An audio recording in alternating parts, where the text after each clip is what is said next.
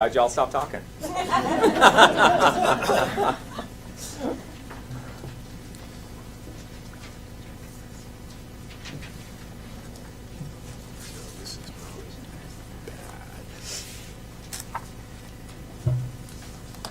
my God.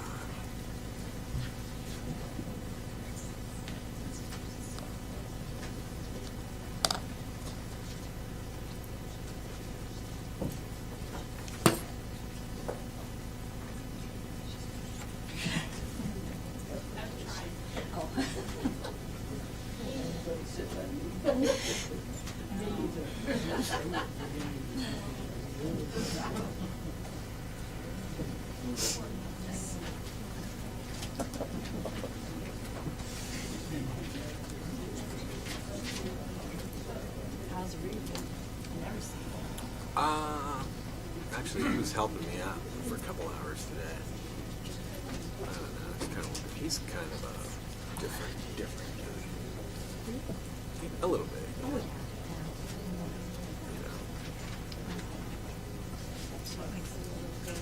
Yeah. No, he's a good guy. He's an honest person and everything. It's just. He kind of freewheels, I guess, now, and runs a good show. Kind of bounces around. I'll give you advice on anything, but I wouldn't. Oh,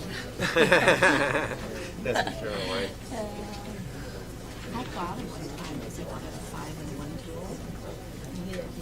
They only shot the top 3 in ones at the markers. They're like, what the heck is a 5-in-1? I was like, come on. I'm a girl. I know what a 5-in-1 is. I don't. Yeah. I don't. It's a painter, and it's Oh. got like Oh. a pry, a level, Oh. a scraper. Oh, right. Okay, 7 o'clock.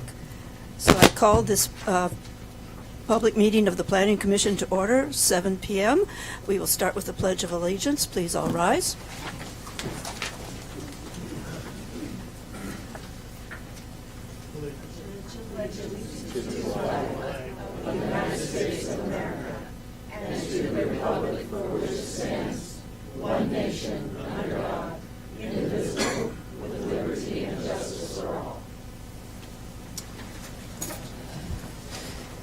Okay, thank you all for coming tonight. This is certainly a good turnout. Okay, the role of the Planning Commission is to hold workshops to review and make recommendations to the City Council on all manner of policy and legislative activities. In some cases, we act as a quasi-judicial board for land use cases, which can then be appealed to either the council, the hearings examiner, or court. Could we have a roll call, please? Terrell Jensen. Here. Sharon Watt. Present. Connie Taylor. Present. June Jones. Present. Frank Occhipinti. Here. Okay, it looks like the mayor is up next.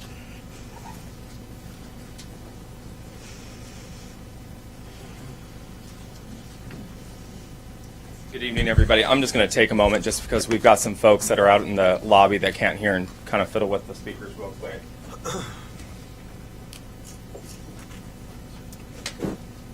Yeah, testing. Can you hear out there? No? Can you hear?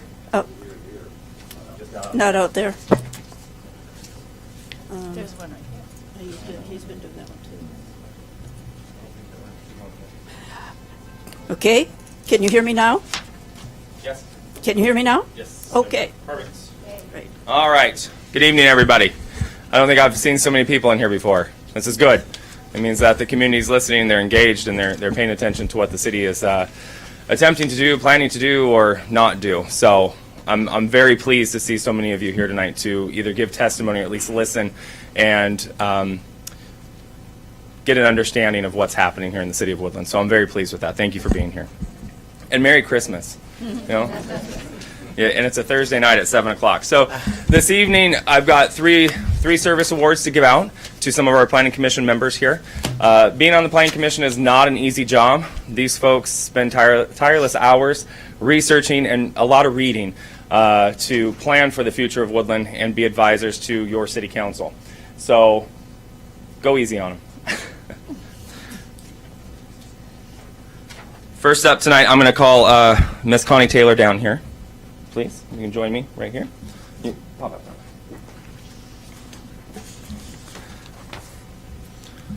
I won't take too long so we can get with the program. Normally I get a mic in my hand and they give me 3 minutes and I usually take 10. So, this is Commissioner Taylor. I want to recognize Commissioner Taylor this evening for serving 1 year with the Planning Commission. In recognition of your 1 year of dedicated service to the City of Woodland, we thank you very much for all your time and thankless job and duties that you give to us. Thank you very much.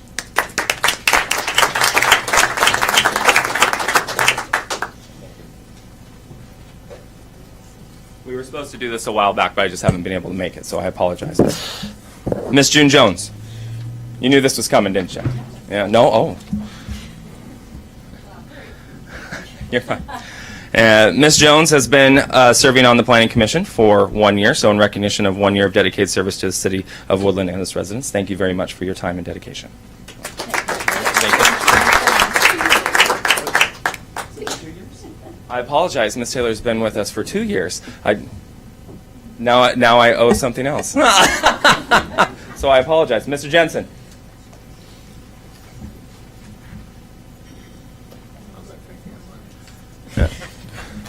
Mr. Jensen has been with the Planning Commission for 5 years now, and we appreciate it. I know. It's a long time. And also comes from a long-standing family within the community as well. Is that correct? That's correct. So we appreciate your time. We have just a little extra something here for you. We've got your 5-year pin. So there's that for you. And in recognition of 5 years of dedicated service to the citizens and the City of Woodland, we thank you for your time and dedication for the past 5 years. Thank you very much. Thank you. Again, go easy on these folks this evening and in the future. They do a lot of work for us in advising our City Council, and without their hard work and dedication, we wouldn't be able to advise the City Council to make well-informed decisions. So, again, thank you for being here this evening. I'm sure I'll be seeing some of you at some City Council meetings in the near future. So, thank you again for being engaged. Yeah, I'll phone this one.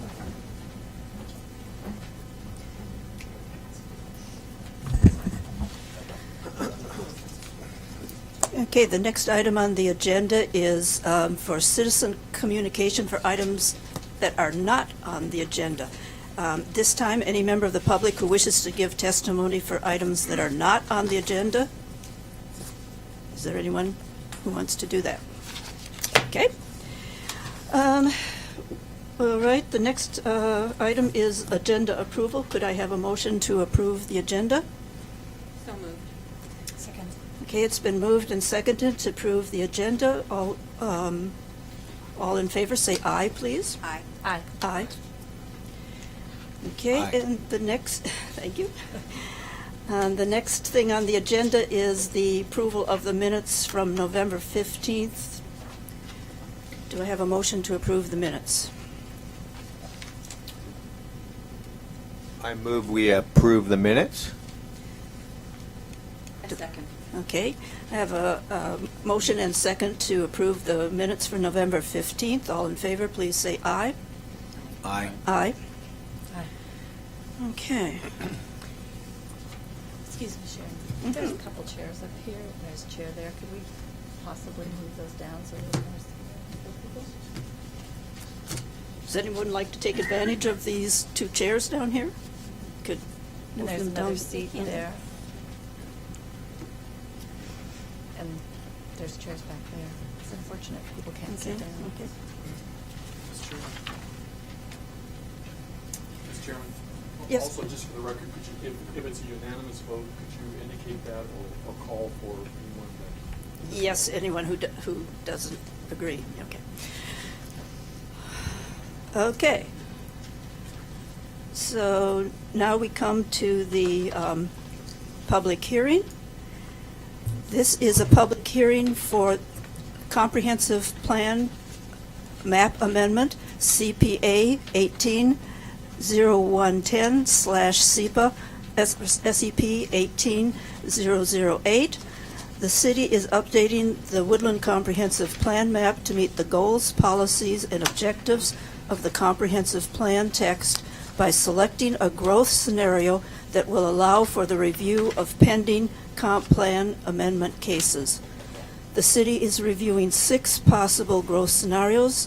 The areas affected by this application could include some or all of the areas west of Interstate 5 between the Columbia and Lewis Rivers and located within Township 5 North and Range 1 E dot W dot M and Range 1 W dot W dot M in the area known as the Woodland Bottoms. Okay, at this time, I need to ask if any member of the commission has had ex parte communication or conflicts of interest that they need to declare. Anyone? Okay. So then we will start with the staff presentation. Thank you very much. My name is Travis Goddard. I am the Community Development Director for the City of Woodland, for those of you who haven't had a chance to talk to me about this project. Also with us is the city... Can't hear you back here, so whoever's talking has to be quiet. Thank you. Is that a little better? No? Is this mic on? It made noise when you moved it around. Yeah, I think so. I think you just have to get closer to it, apparently. So, my name is Travis Goddard. I'm the Community Development Director for the City of Woodland. And I can't hear you back there. in the back hall... Okay. Not really coming over to speak to the podium. Jump to the collector. Sure. We got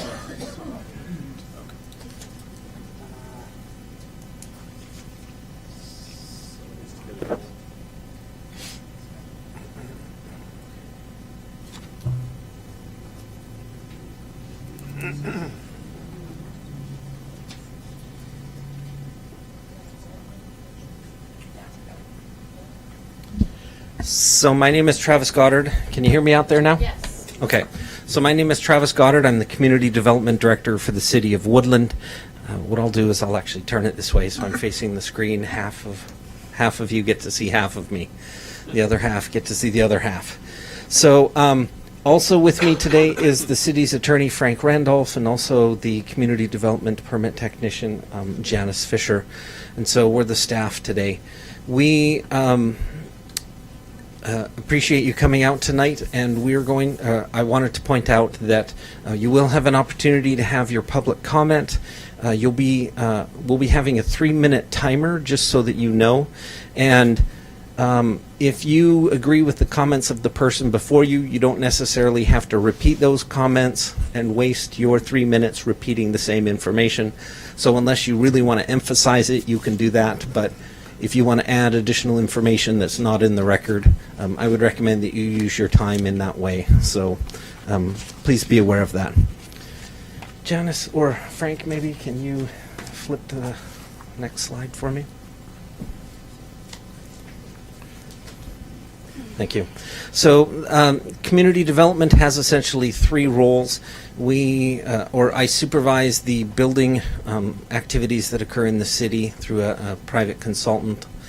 I also do the long-range planning, which is kind of the comprehensive planning, the water supply, the sewer supply, and the land supply, like what we're talking about today. And the other issue that I supervise and do is the current planning and the permit review. Frank? And the reason why we're here today is because of the amount of permit activity. I've only been in the city since January, and so I wanted to give you a little bit of an update about why we're here and how this issue arose. So the amount of permits that we reviewed this year that is going to be constructed or is being constructed and expects to open its doors in the next year. So on the industrial side, that map represents, the blue represents the industrial projects that have approached the city for development. And next year I expect about 134,000 square feet of industrial uses to open their doors.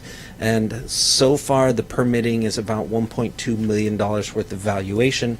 On the commercial side, we've seen 65,000 square feet of commercial development is in permitting or in construction, and the valuation on that is about $11.2 million. On the residential side, we've seen about $7.8 million worth of construction, and 32 units is what I expect to see turnkeys on new residences during the year of 2019. So that gives you an idea of the amount of activity, and this map is represented by the pink. Purple is commercial, the yellow is residential, and the blue is industrial. So it gives you an idea of the amount of development and where it's occurring in the community. Now, Frank, if I could point out that the reason why we're specifically here tonight is because we've seen 8 applications or 8 comp plan zoning requests come in the door this year. And so we bundled them together into the docket. And of those 8 requests, 4 of them are internal within the current city limits. 1 of them is residential to industrial. 3 of them are commercial to residential, and the 4 requests to expand the urban growth boundary include 1 industrial, which is about 43 acres, and 3 residential requests that are about up to 600 acres that have asked for us to expand our urban growth boundary. Each application will have different impacts to the community because each one has its own unique situation and issues on that property. So this map, if you could click it 2 more times, this represents, the blue represents the industrial, and the yellow, or sorry, the green circles represent the the residential requests that have been received. Thank you. I've received a lot of feedback that my conversation seems to be centered on residential, and it makes it look like I am pro-residential. Part of the reason for that is because with the 43 acres of industrial expansion and the 600 acres of residential expansion, I can spend a lot of time discussing the 43 acres, which is essentially Waltz Meats and the rest of the property that is part of that application, or I can address the gorilla in the room, which is the 600 acres of residential requests, and I felt my time was better spent focusing on the source of the demand as opposed to the smaller application that kind of came along because we're having this conversation. They felt they needed to be represented. So that's why a lot of my discussion has been focused on the impacts of residential growth. It's not necessarily because I personally have a stake or a opinion one way or the other on residential. It's just the focus of what this discussion has been. Part of the reason for that is because in 2016, the 2016 comp plan, when we adopted that comprehensive plan, we made the decision not to update the map. So the 2016 comprehensive plan projects a population in 2036 to be approximately 3,500 people larger than the current population in 2015. And at the same time, the map that is with that comprehensive plan is based upon the 2005 comprehensive plan. And that population projection was almost exactly what the city has today, and that's only 13 years after the update of that 20-year comprehensive plan. We've almost absorbed the entire 20-year projection from back in 2005. So we're in this situation where we know the population is growing faster than projected, and we still haven't updated the map to reflect that. So that's why this is a really important question of how much residential land should we be looking at, because we have a 2005 map and the 2036 growth projection. So I'm trying to reconcile those two problems. Specifically, what the comprehensive plan said in 2016, looking at the 2005 map, was there's 174 acres available for residential development, and the projection was 1,293 units would be constructed within the city by 2036. When I got here, that seemed like it didn't seem to match what I was seeing in the permitting. So I went out and actually visited all the vacant sites that were identified. And of those 174 acres, only 44 of them are currently not constructed on. And of those, only about 23.7 acres actually have or don't have wetlands or river or other issues associated with them. So the actual amount of constructible residential land is considerably smaller than what is projected in our 20-year vision. Also, 392 units are what currently exist according to the state of Washington.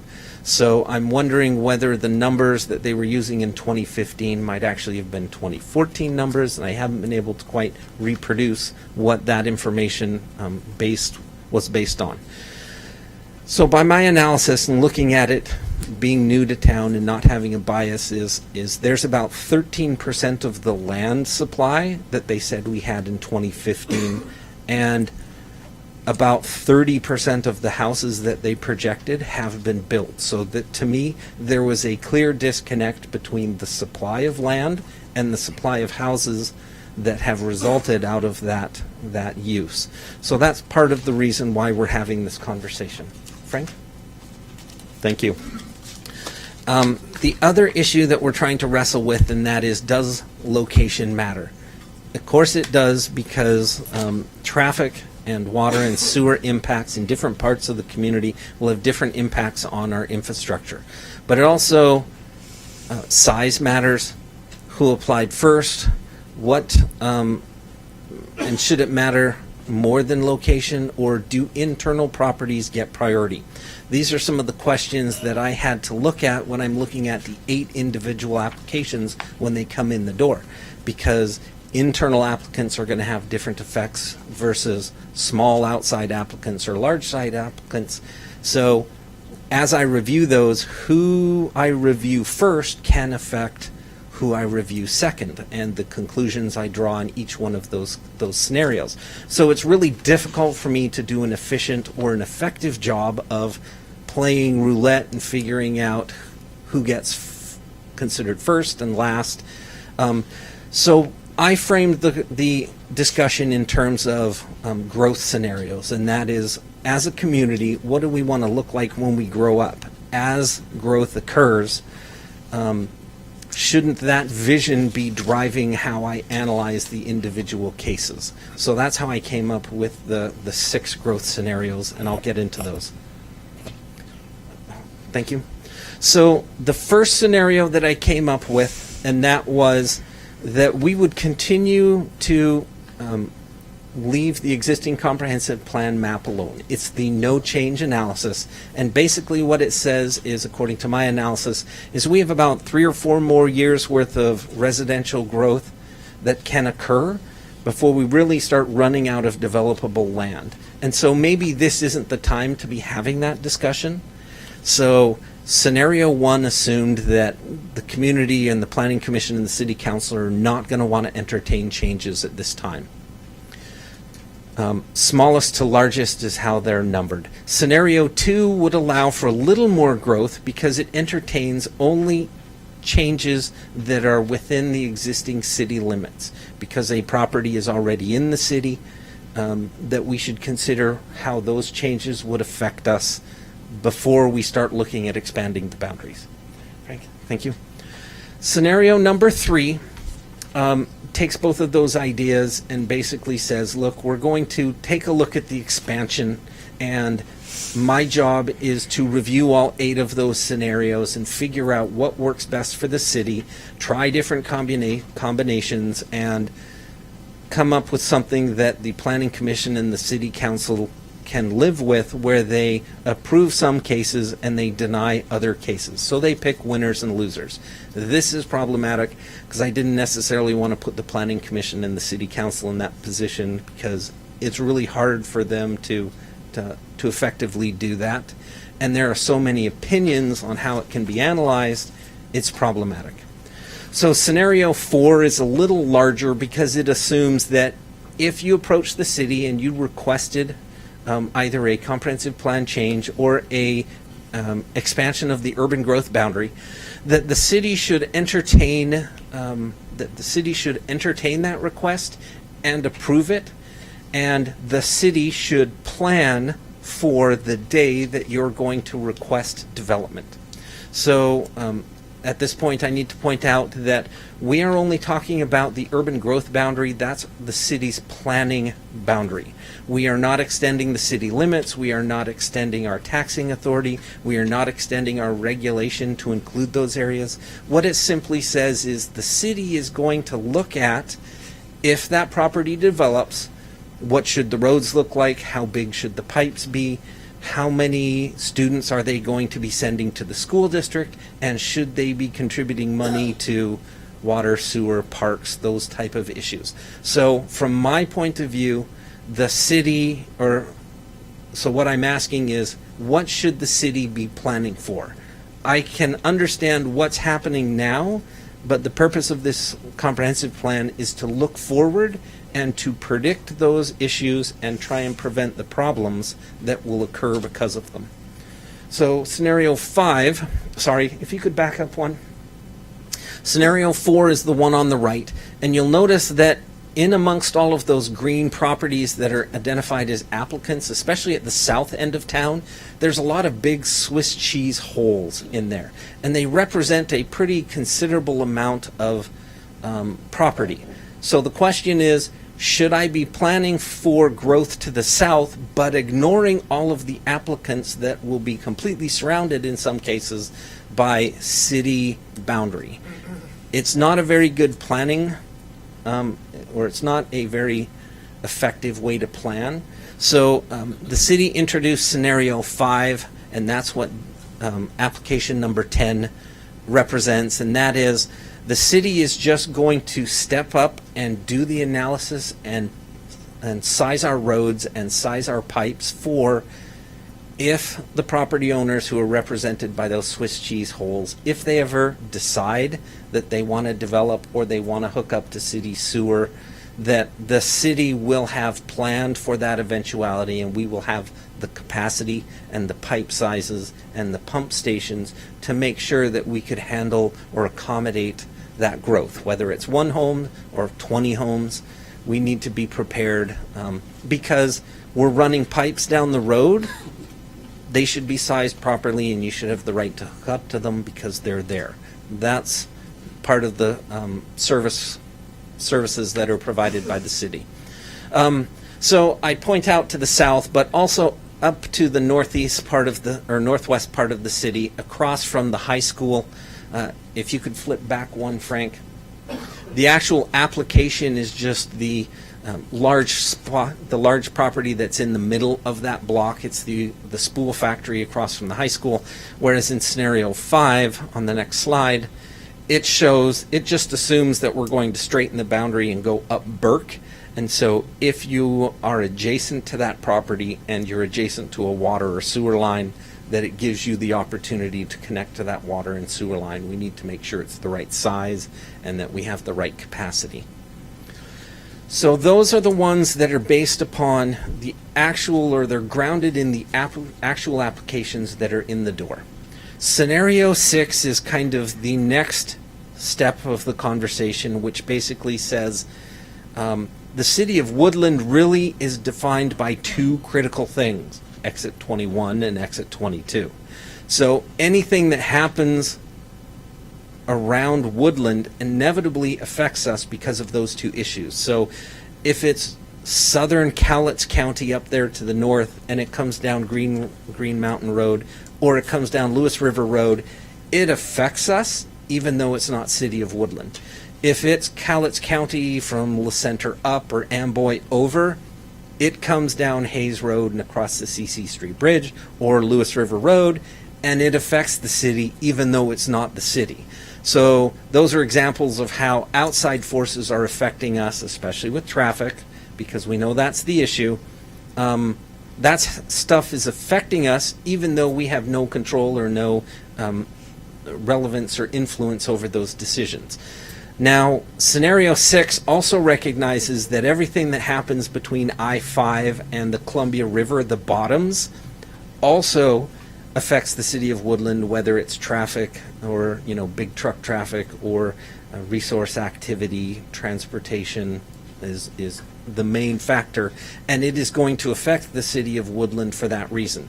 So scenario 6 assumes that we are going to sneak down the Lewis River out to the Columbia, up the Columbia River to essentially I-5, and that the city of Woodland should be thinking far enough ahead that if something happens out on the bottoms, we're not surprised, that we have the intersection capacity, that we've planned for an extra off-ramp on the highway, that we've planned for improvements to exit 21, 22, Dyke Access Road, Guild Road, Caples Road, the list goes on and on. Those are all issues that are currently Cowlitz County, and the city has no influence, but they affect us. The question for scenario 6, and that is, should the city turn a blind eye to that and what's happening outside of our current city limits, or should we start thinking about how that affects the community? That's why scenario 6 is out there.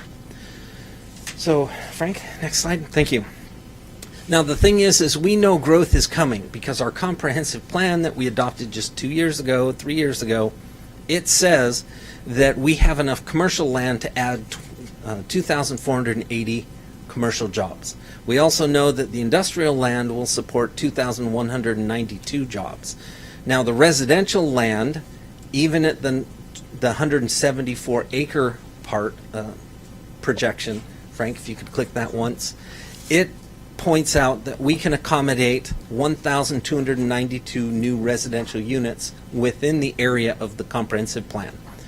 The disconnect in that is, in a perfect world, each one of those housing units would have 3.6 employees in the residence, so that way they're just commuting the half mile to work, or that each of those employees are going to be commuting to the city of Woodland, which means more traffic at exit 21 and exit 22. So even though we've assumed this growth is going to occur, and we believe in 2016 that our facilities are adequate to accommodate this growth, I don't necessarily buy into that agreement.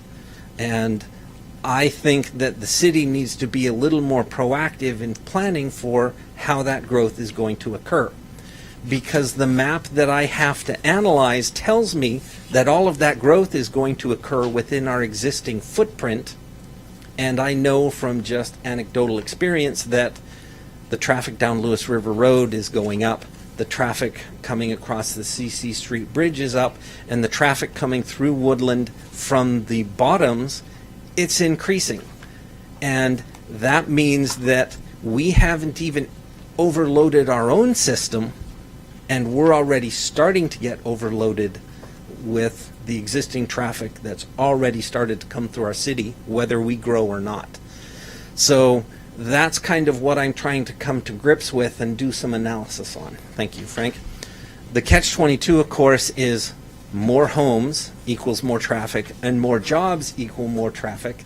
So the question that I'm trying to explore, and that is, if we try and correct the housing, job, industrial, commercial balance, can we create housing that enables people to actually get a job in Woodland and find a place to live, whether in its apartment, a mobile home, or a house? The question is, can we find a balance where our community has a more healthy balance of residential and growth? An interesting fact that was pointed out to me by the Portland State University housing group there, and that is the average commute of people who work in Woodland is 24 miles, which basically means they commute 24 miles to get to their job in Woodland. That's Vancouver, Kelso, Kalama. The average commute of somebody who lives in Woodland is 26 miles, which means they're commuting to Longview and Portland, which means that data right there tells me that there's a disconnect, and we need to find a way to get more employees to live in Woodland so that they live here, shop here, and work here as well. So that's why I'm trying to advocate for the idea of we need to be planning better for the community. And I'm sorry, I'm not trying to ignore you. There's just more people over there. So, Frank, if you could go one more. Okay. So what's in our future? How many cars could be on the road? In 2016, the comprehensive plan projection, I think you can skip a couple. So assuming we have the industrial jobs and the commercial jobs, the residential units, the total for that, next click, is 5,964. If the employees don't work here and they get off their shift, all of those employees are going to be getting on the highway. Whether they're commercial or industrial, if it's the rush hour in the evening, they've got to go home. At the same time, if the residents who are living here are not working here, they're coming home.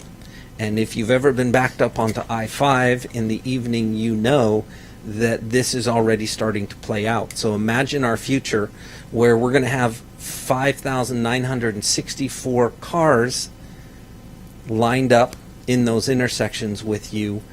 And the question that staff is trying to look at, and that is, can we get them to stay here? Because if we don't, and if we don't plan properly, and we just wait for it to happen, like we seem to be since 2005, it's going to be too late to fix problems before they occur.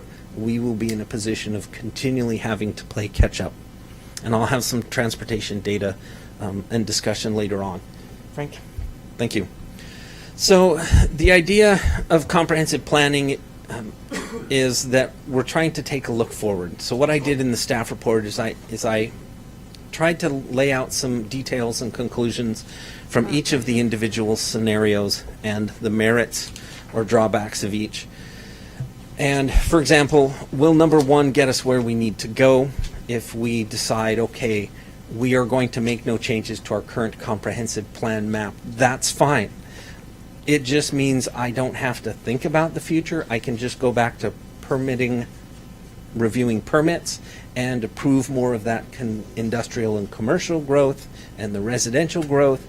And those trips are going to continue to occur until at some point the community shouts, that's enough, we need to start looking forward again. On the other hand, at the other end of the scale is, does number 5 give us a better tool for figuring out where the traffic is coming from? Because scenario 5 is from the south, we know it's going to affect certain intersections, whereas the bottoms, it can affect the north end of town or the south end of town, and I can't predict it because I'm not looking out there to see what's happening.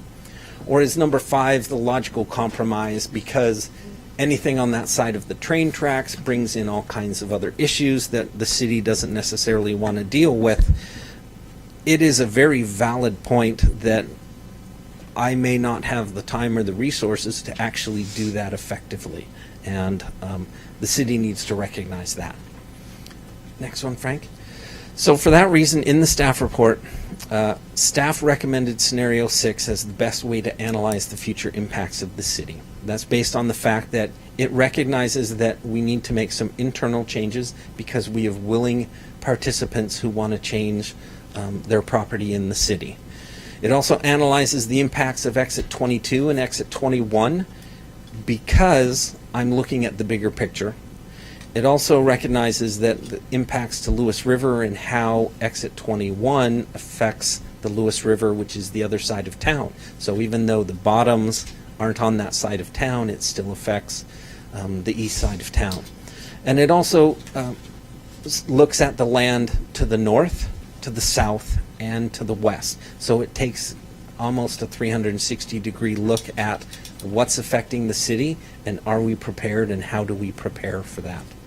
So that kind of is the justification for why I think scenario 6 is how we should frame our discussion of Woodland's future. Thanks. So this represents, and I'm sorry the colors are not very good because the green and the yellow look very similar, but this kind of lays out what the applicants have requested. The internal residential, are along Atlantic and east of I-5. You have just north of town on the east, or the east side of I-5, The Empress Estates area, they're looking for residential at the top of the hill simply because they're having problems with well water and they're really looking for well service. I don't know that they're looking to develop any more intensely. But at the bottom of that hill, they're looking for an option to potentially explore a commercial development down there by the industrial training facility. South of town, the industrial request includes Waltz Meats and the property across the street. The purple or the pink is a commercial node that I envision that if we can ever get a access out to I-5, it makes sense where the existing storage facility that we try and create a commercial node so that as growth heads to the south, that there would be a commercial opportunity, and if it ends up being a intersection or an on-ramp to the interstate, having some commercial and industrial will help balance a little, and it's in character what's already built there. The area south of town would be residential, and everything east of the tracks, except for that little blue piece there south of Gorig, would be what the city is calling, or what the city would apply as an urban holding district. And because the city has no code for urban holding, the adoption resolution would include a moratorium not allowing for urban level development or the extension of urban services, water or sewer, beyond the current city limits or the current city urban growth boundary, until we do, and we've discussed, doing a master plan for that portion of the bottoms, because it is a valuable asset for a lot of reasons, and the city is not prepared, and frankly, we don't have the tools in our code to help adequately protect that area, and we don't have the resources to go out and do the full planning effort at this time. So our position, or my position, is that we would look at including that in our discussions and our analysis, but not making plans for how the city would serve those areas until we can do a better job understanding what should happen out there. So those are kind of the conclusions that led me to believe that scenario 6 is something the city should be thinking about in the future. Frank? Thank you. So let's get to the comments that I've received so far. So on the back table out there, hopefully everybody got one. We might have run out with a crowd this big. We had comments from the Cowlitz County, and they had some land use questions and concerns. Also questions about whether or not the city had adequate utilities and services to serve the entire bottoms or even any of the other growth scenarios. And also they had concerns about the preservation of rural quality of life, and so that's what was in the Cowlitz County response. The Department of Transportation, they pointed out that under growth management that they wanted to make sure that the city practiced concurrency, and under growth management what concurrency says is development will not occur until the infrastructure that's required to serve it is installed. So in other words, if there was a subdivision south of town, they don't get to use the county road. They need to build it to city standards. So that might mean curb, gutter, and sidewalk.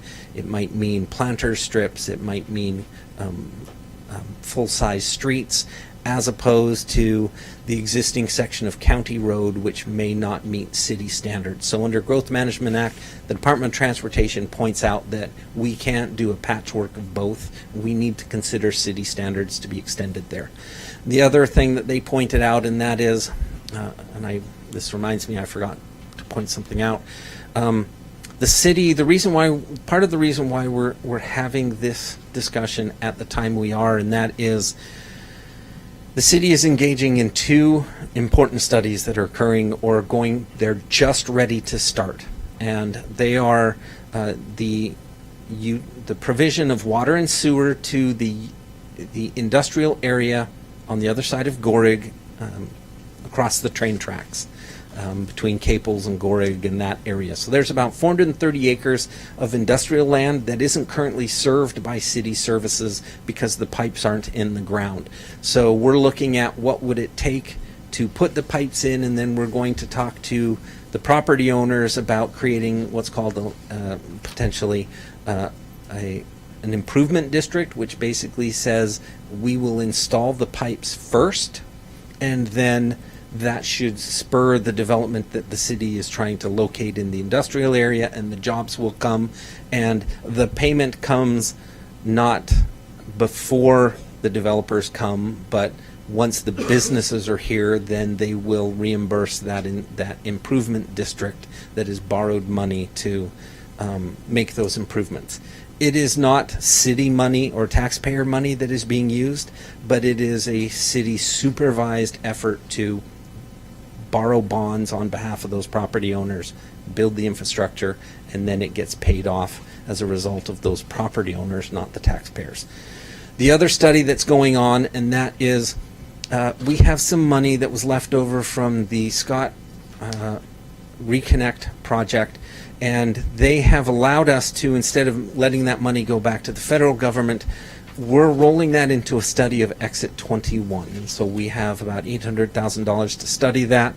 And if we're successful in completing that study and we come up with a scenario that works, we could get another $800,000 for design work next year so that we can actually start designing and engineering the improvements to Exit 21.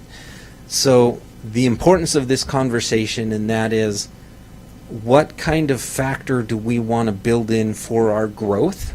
Because if we choose not to do additional analysis, that study will look at today's problem. We will admire today's problem and find a solution.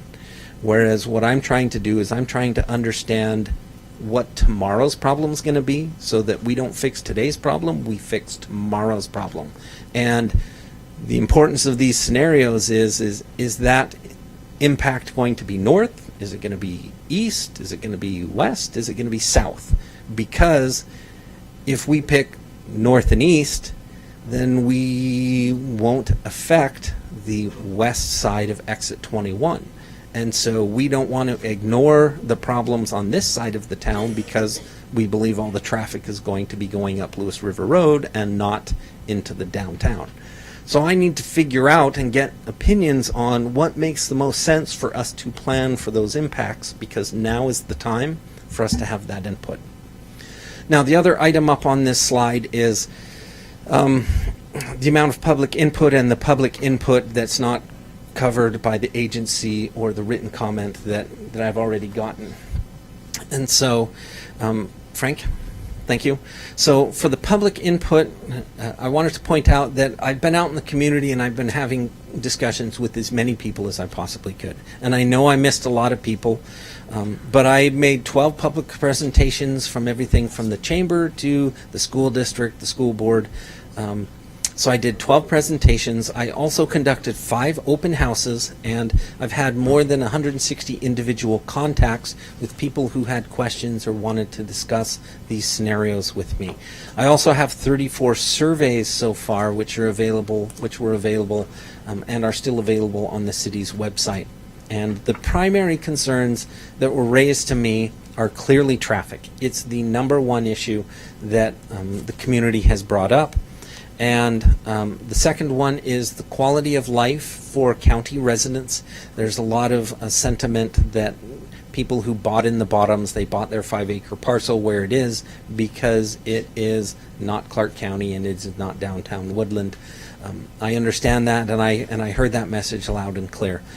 Also, there is a desire for commercial and industrial growth, but not residential growth. This seems to reflect what was going on and the attitudes that occurred in 2015, which is part of the reason why we adopted these planning policies to look forward to 2036, but we didn't necessarily update a map because we weren't necessarily in the mood to talk residential land because we had enough commercial and industrial land. And in 2015 that was fine because we thought we had 174 acres, but we're kind of down to the last few 3 or 4 developable parcels, and depending on the decision that occurs here, we can make it till 2025 and have enough residential land at current growth rates. But at that point, I'll be back having this conversation, and if the conclusion then is we still don't want any residential growth, that's fine.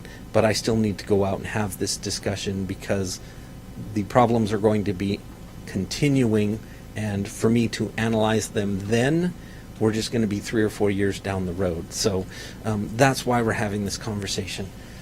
Frank, can you, next slide? Okay.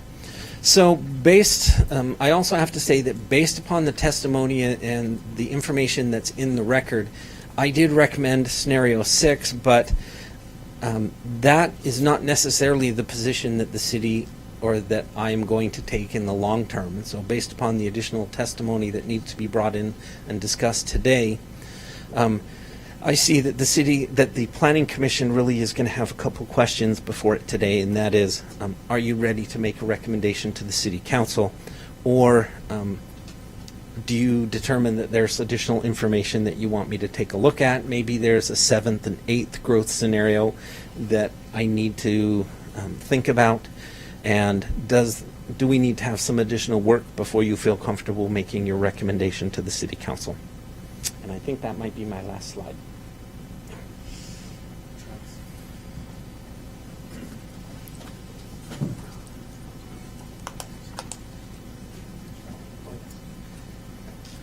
Thank you. The attorney pointed out to me that one of the documents that's available on the website and that governs the city's planning process, the City of Woodland is in a funny position because we have a little bit of Clark County within the city limits. We are obligated to plan under the Growth Management Act because Clark County is fully funding under growth management. Cowlitz County is what's called a partial planning jurisdiction, so they don't necessarily have to play by the same planning rules that that the city or Clark County does because we're kind of different animals. And back in 2002, when the city and the county were doing a major update of their comprehensive plan, the county passed a resolution which said that if the city changes its comprehensive plan and if it changes its urban growth boundary, the proper procedure for all legislative decisions is the City Council reviews staff's analysis and they make a recommendation to the City Council. The City Council is the city's legislative body, and they get to decide what gets adopted and what doesn't get adopted. But because the county we are a creature of the county comprehensive plan wouldn't recognize the changes that the city has adopted. So there is a process for the City Council's decision. It actually has to go to the County Planning Commission, and the Planning Commission will review the validity of our conclusions and our decisions, and they make a recommendation to the County Council. So the County Council is ultimately the one that either says, yes, it is an acceptable change to our comprehensive plan, and they will change the county comp plan to reflect the city's desired future. Or they can choose to say no, that it's not a valid plan, and they can kick it back to the city to redo this process and figure out whether we want to attack the problem again or whether we just want to take no for an answer. So thank you very much. And the reason why that is because we're here to have the public hearing and take input for the Planning Commission, and they make a recommendation to the City Council, but that doesn't necessarily mean the decision tonight is final. Okay, so Any at questions? this time, I guess we have opportunity for the commissioners to ask questions or Let me get my comments. pad. Okay.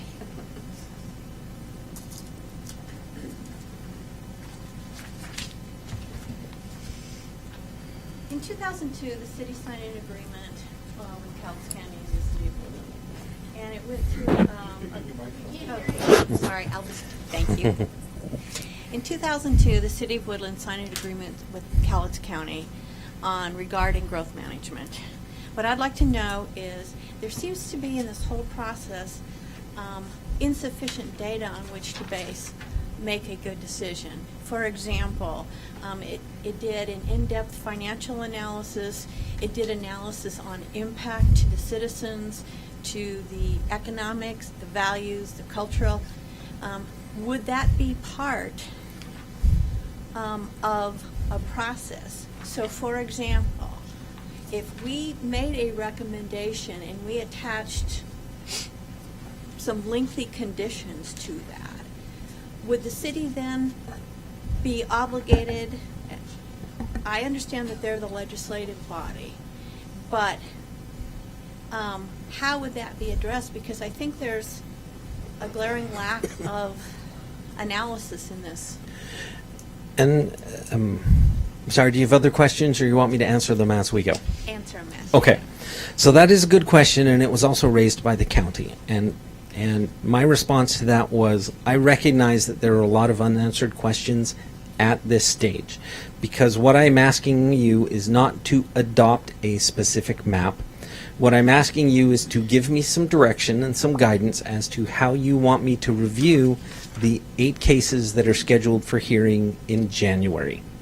Because if your recommendation and the city council choice is scenario number 1, you want to make no changes to the current map, that analysis is simple, because the response will be, I recommend denial to each one of those applications because it's inconsistent with the direction and the recommendation of the Planning Commission. I will still have to do some analysis, but it helps me in reviewing those individuals. Whereas on the other hand, if your direction is for scenario number 3, that's when I need to really gear down and do the analysis for each individual application. So in other words, if it's an internal applicant, it's going to have different water and sewer and traffic impacts because it already has pipes in the road, and it already has sewer available to it. And the road, I can tell where the traffic is going to occur. As opposed to an unknown development south of town, do I look at the very farthest south property first, and how will that affect everything between it and the city? Or do I look at the one that's right next to the city limits and figure out how that'll affect the properties next to it and outside of it? So my calculations are going to be a lot more difficult if I have to assume that I'm planning for every individual scenario, and if you tell this guy yes and this guy no, well, how does it affect the next person? Or if you say yes, yes, how does it affect the next person? Okay, I understand that. I Yep. understand that on all levels. Sure. Here's my concern. The Planning Commission should be able to, the City Council should be able to rely on the decisions of the Planning Commission and our recommendation. To me, there is lacking detail and specificity, which I don't see how the City Council could rely on us making an informed decision when it lacks the level of detail. Number one, who's going to pay for all this? What impact? What is the financial impact? I understand what the role of developers is. I understand that. But who's going to be paying for all this? Is everything's going to be, are you going to float bonds for everything? Or, and I understand that developers have to pay their share, but this issue is of such magnitude that I think it requires more in-depth analysis. Yeah. Yes, I agree. And the reason why I can't provide that to you at this point is because scenario 1 with no changes, it's a totally different answer than scenario 6, where I have to consider what road sizes would it take to support bottoms development. I understand that, but I mean, if you're looking at this as logical, I mean, we should just put scenario 1 aside, because we all know the answer to that. I mean, can you develop a worst-case scenario or some rough calculations and some financial analysis for some of the other scenarios so we can make a more informed decision? So the answer to that is yes. I could develop 150 worst-case scenarios. I just don't have the time to do it. I I understand that, and, you know, I think you have to be reasonable. I'm not asking for that. Sure, sure. I'm trying to bring up questions that I think need some level of attention from staff.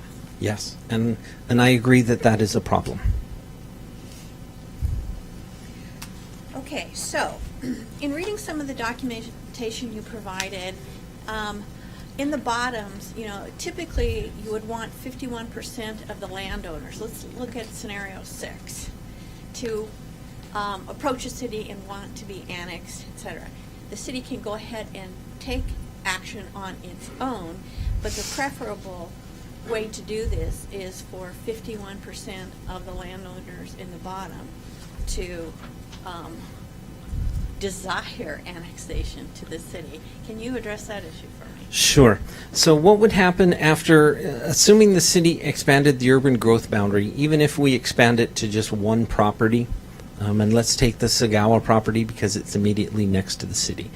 So if we extended the urban growth boundary to include the Sagawa property, the city would simply determine, is there adequate pipe? Where would the pipe go? Are there ditches? Where are the stormwater concerns?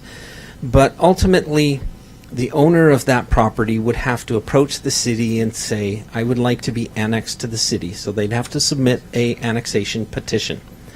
Along with that annexation petition, the city ordinances say that you must request a city zoning because it is currently unzoned in the county, and the Correct. city will not annex unzoned property. So we have to come to the Planning Commission and request a specific city zoning. So if we have extended the urban growth boundary and we decided to call it residential, they would ask for what kind of residential they would like. 6,000 square foot lots, medium density. So let's assume they ask for 7,200 square foot lots. They would also have to submit a subdivision application and the environmental analysis that goes along with that subdivision. That way, they're asking to be part of the city. They are asking for residential zoning, and they are asking you to approve a specific subdivision. There's no bait and switch. It literally is your analysis, and you would recommend to the city council whether that subdivision under that zoning should be included in the city. And then it would go to the city council, and they have to decide, is that the development that we want to include in the city? And if they say yes, they execute the annexation, they assign a zoning, and they approve the subdivision, and that applicant becomes part of the city, and it is all driven by their request, not by the city making any effort to expand out to include that property. Does that make sense? Does make sense. Okay. I may have more. Yeah. Are there any other questions from a commissioner? Can I ask a question? I just want to clarify something. So the city cannot annex anybody who's contiguous to the city without expanding the urban growth boundary, is that? That's correct. We cannot include them unless they're already in our growth boundary. Okay. So it's kind of forward thinking here rather than necessarily plan of action Yes. at this point. And if you're in the county and you wanted to be included by the city, we can't make an exception to that. You need to be in our growth boundary first. And the reason why is once we establish our growth boundary, we update our water and our sewer plans to account for that growth. Okay. If you're not in our plan, we can't annex you or serve you. Thank you. I don't. My turn. Yes, Lena. So Travis, I'm trying to make heads or tails out of the survey results. And it doesn't look like you had an opportunity here to fill in the blanks as to how many are residents, how many are perhaps in one of the scenarios, and how many are outside the community commenting. So, but at question 78, which is I consider myself part of Woodland because I live in Woodland, work in Woodland, work and live in Woodland, have family, own property, own a business. You had 30 people answer the questions. 46, or potentially half of the respondents, selected other, which means they neither live, work, And- own, family, or have a business in Woodland. Is that, are And your I- numbers correct? Well, no. The problem with that report, which I printed out right Uh-huh. before I came here because I just received several surveys today. Responses? Okay. Yeah. The problem is it didn't print out the fill in the blank answers because a lot of those said I live, work, and own property, or I live and have family in town, or I own a business and live in the city. So they answered multiple times? Yes. And- Although your numbers don't add up that way either, just so you know. Yes. So because in some cases there was an answer and they had comments. Okay. So there are more than one Okay. answers for some of the responses. Okay. And then I had one other question that I wanted to ask, and it goes back to the task list we got from City Council this year, which addressed multifamily housing or high-density housing, and somewhere in this pile of what we got tonight, you had a letter from Mr. Madsen, who's AHO's counsel, and he interestingly answered a question I had, which was about our blend that we have in our comprehensive plan, which is 60-40, which I've questioned as to why is it 60-40? You know, how was that decision made? Is it just a carry over from year after year? And he states, which I would like verification, that most cities in Southwest Washington assume a blend of 25-75. And I'm going, well, why? I've asked this question in the past. Why are we 40-60? How are we building those numbers? Because it seems like our count of multifamily and single family. And again, I think that any conversation about requests for zoning that include high-density residential goes back to the comprehensive plan and the instructions we got from City Council to revise the ordinances to reflect the comprehensive plan before we made any changes, which goes back to Connie's comment of, we have underlying issues to deal with, although this is major. You know, some of the scenarios I'm like, I'm really ready to discuss or move forward on. Maybe the rest of the council isn't, but I'm like, it's time to get the boat in the water and move forward here. Sure. I can't comment, and Steve will answer from the AHO who submitted the letter. The issue that I have been wrestling with since I got here, and that is I'm dealing with this 2016 plan that has policies and directions for me to follow, and Correct. this 2005 map. How they arrived at the 60-40 ratio, I don't know. I took the assumption that that high ratio was an effort by the city council at that time to encourage us to do lots more high density, because that's why there's so little land, because they wanted to bring in high density so that we could equalize to the 40-60 ratio.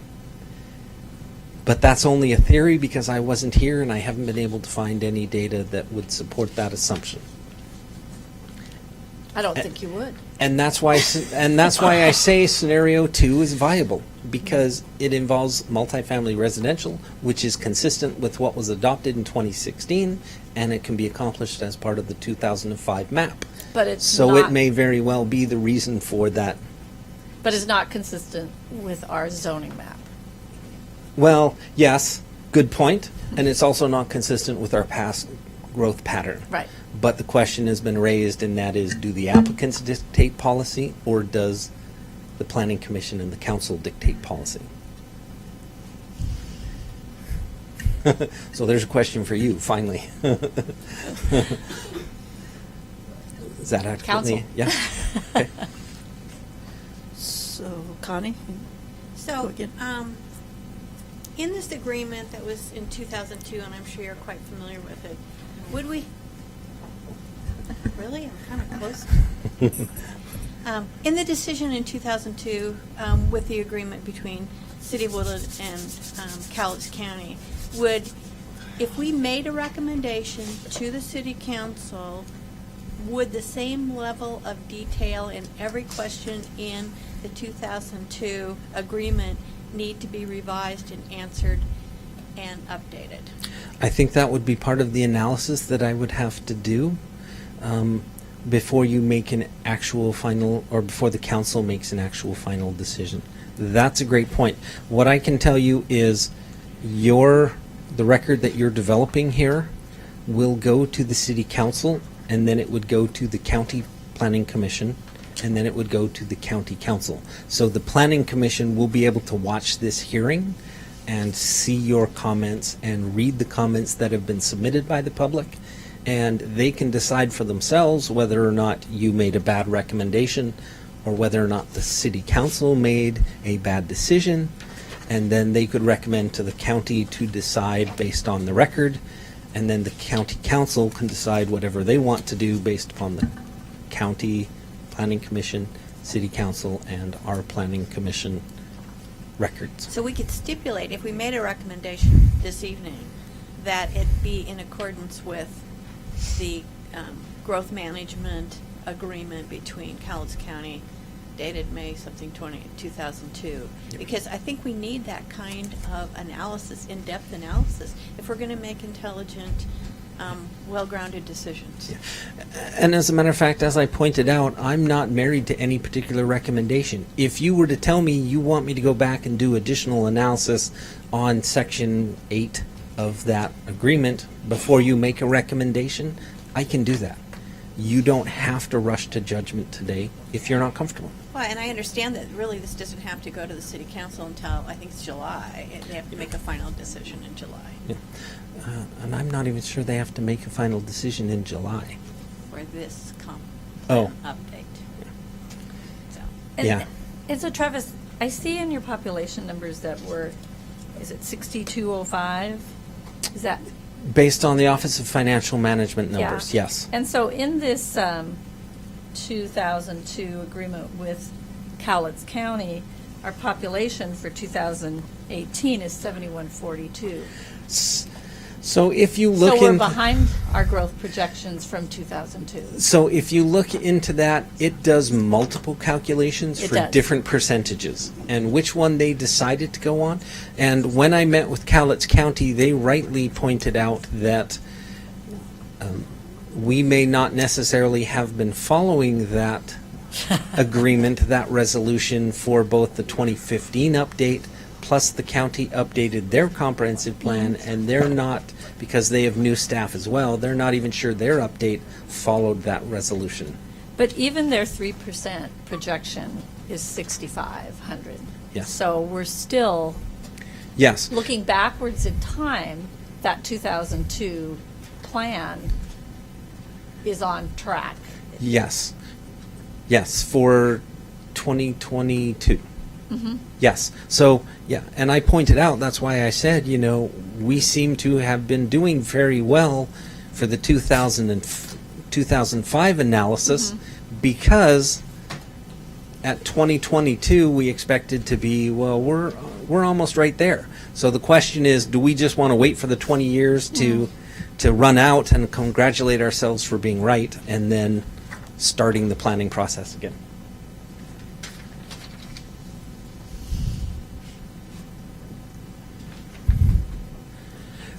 Frank, you want to point that out? Just wanted to point out, terminology is that the 2002 was a resolution made by the county. It wasn't an agreement between the city and the county. It's based on the county's support. Isn't the city a signature to it? No, actually not. It's called Cowlitz County City of Woodland Agreement dated April 23rd, 2002. So that's what I was basically saying. And it's actually adopted in the county as a resolution. It's not Yeah, even an it's ordinance, not it's adopted just a in the city? resolution. Yeah. Right. And even in the agenda item supported narrative, it talks about agreements. So thank you. Yeah, sorry about I that. appreciate your clarification. Yes, thank you. Although we had an urban growth committee that developed the data for it, according to the resolution. According to the resolution. I'm curious. So, Microphone. Right, thank you.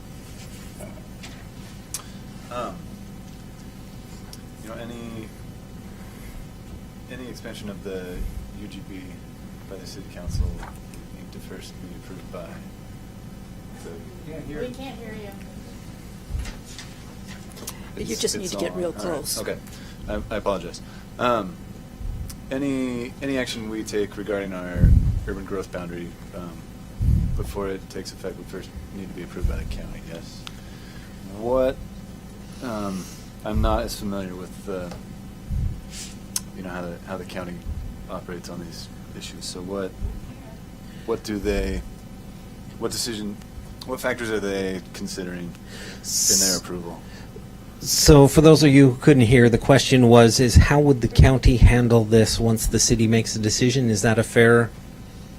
Yeah, and what grounds would they have for challenging our decision? So there is direction in that resolution which basically says what standards they expect the city to apply when it does its update. Does it meet certain standards? They would take a look at that. They also, under county ordinances, have a process for updating their comprehensive plan. So once the city council makes a decision, what I would do is I would take that adopting ordinance or resolution and I would put together an application packet and I would go down to the planning department at Cowlitz County and I would walk in the door just like any other citizen and plunk down my application packet, pay my application fee, and they would put me in a bin and gather the city of Woodland up with all of the other applicants for that year, and we would go through their review process, we would go through their planning commission and go to the city council, and we might be one of 8 like we have this year, or we might be the only one because nobody wanted to face the firing squad with the city of Woodland on that year. But they would apply their county standards and review it under the growth management update standards. Okay. So does that answer? It's getting there. I guess I'm wondering, like, what are some likely objections Oh. that we run into? Oh, sorry. That I don't know. I had enough to do reviewing my standards to get where I am, and I have a lot of work ahead of me. Planning for the county will be the next step. Other than scenario 1, any of the other ones like 3, 4, 5, and 6, are you doing an analysis that will involve the sewer, water, new pump stations, and impact to citizens and taxpayers? Will that be part of your analysis? So I will embark in that, and I will review the existing the existing water and sewer plans. For example, I will take a look at the existing transportation improvement plan, which we had looked at and made some additions to the map earlier in this year. So I will engage in that. But for example, let's take sewer, for example. The city has a system of 14 pump stations that are located throughout the city, and they pump it all down towards exit 21 where it goes into the treatment plant. And the reason why this is an important question on the sewer side, and that is if we add homes up Green Mountain Road, it will gravity feed down to the next pump station, and it will be pumped from that station to another station to another station till it gets to the plant. But if the development is south of town, do we necessarily want to pump it the same route? Do we want to pump it north to get it west, or to get it east and then to pump it south again? Or do I need to look at, we don't have pipes in the ground for this area, so we need to pump it east, get it on the other side of I-5, and then pump it north and come at the wastewater treatment plant from a totally different direction. Or maybe the best investment is for us to look at industrial plant on the west side of town, because if we're going to have all this industrial growth, maybe the port wants to partner with us and look at a new wastewater treatment plant. And that's a really important question because it's the front door of Woodland. Do we want everybody to see, hey, the Woodland, we're expanding our sewer plant, welcome to town? You mean the existing one, right? The existing plant, 301 is yes. the front door of Woodland. Yes, Yeah. yes. And if we don't have to accentuate that in the future, that's great. We shouldn't have put it there. Yeah. Well, thank you, because that's exactly where I was going, so I can tell you've thought about it, so I Okay. appreciate it. Great.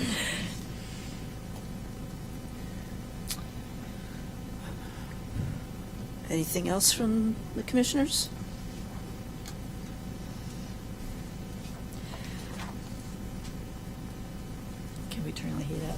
Yeah. Why is it so What's chilly in going on here? with the heat? Yeah. Is it- Yeah, Yeah. why is that? I mean, is the, Somebody's trying to freeze us are out the, here? are the guests as uncomfortable as the committee? Does anybody know where the? Just because we've got a lot of people here. Yeah. Yeah. It might be because it's just not, it's not used to equalizing this many people. Yeah. Is there no one here with a background in HVAC?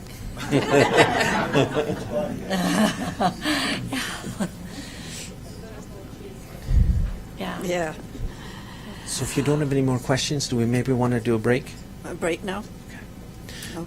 So there is water on the back table, and I have some cookies, so I'll put those out. And so, in appreciation for your patience, the city is giving you something for free. So I'll have those out in a minute. So we reconvene in, what, 10 minutes?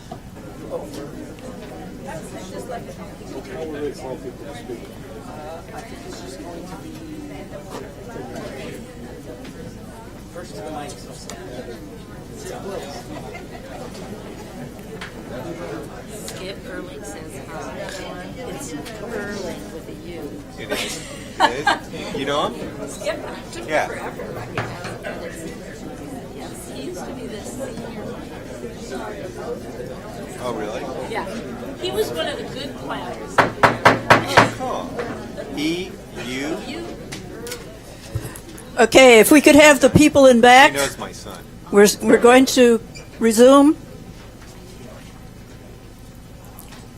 Okay, there are some empty chairs here, so I assume some of you need to come back in. So the procedure next is to have a presentation by any applicants. No, I actually was the applicant. you are the applicant today. Okay. So now we're ready for public testimony. Okay. Okay.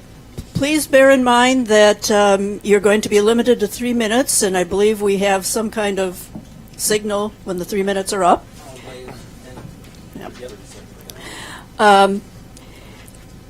If you agree with the previous person, it's most efficient to just say that you agree and not restate what has already been said.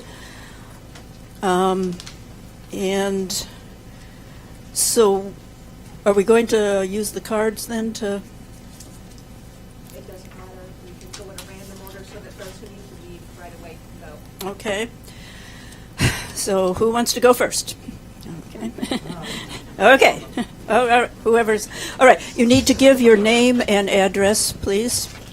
Thank you. Good evening. My name is Kara Seaman, and I live at 639 South Pekin Road. So I am a resident in the Bottoms. I purchased my property there in 2002. I live in Dr. Alice Chapman's former historic home and am saddened to see these kinds of changes being proposed. But tonight what I would like to address with you is the process for public input on tonight. So I understand from the Reflector and both from Travis tonight that there were several open houses. I had not heard about that until I read it in the Reflector. Additionally, in the report that I picked up yesterday at City Hall on page 9 of the 28-page document, there were several sources of communication that went out to the public, and again, I would like to comment that I did not receive any of these. So I know that there was a public hearing published in the Reflector on December 5th.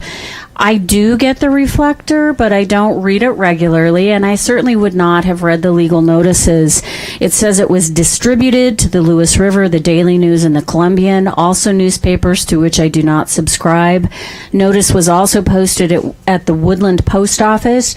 Those of us who live in the Bottoms mostly do not receive mail at the post office. Mine comes to my box.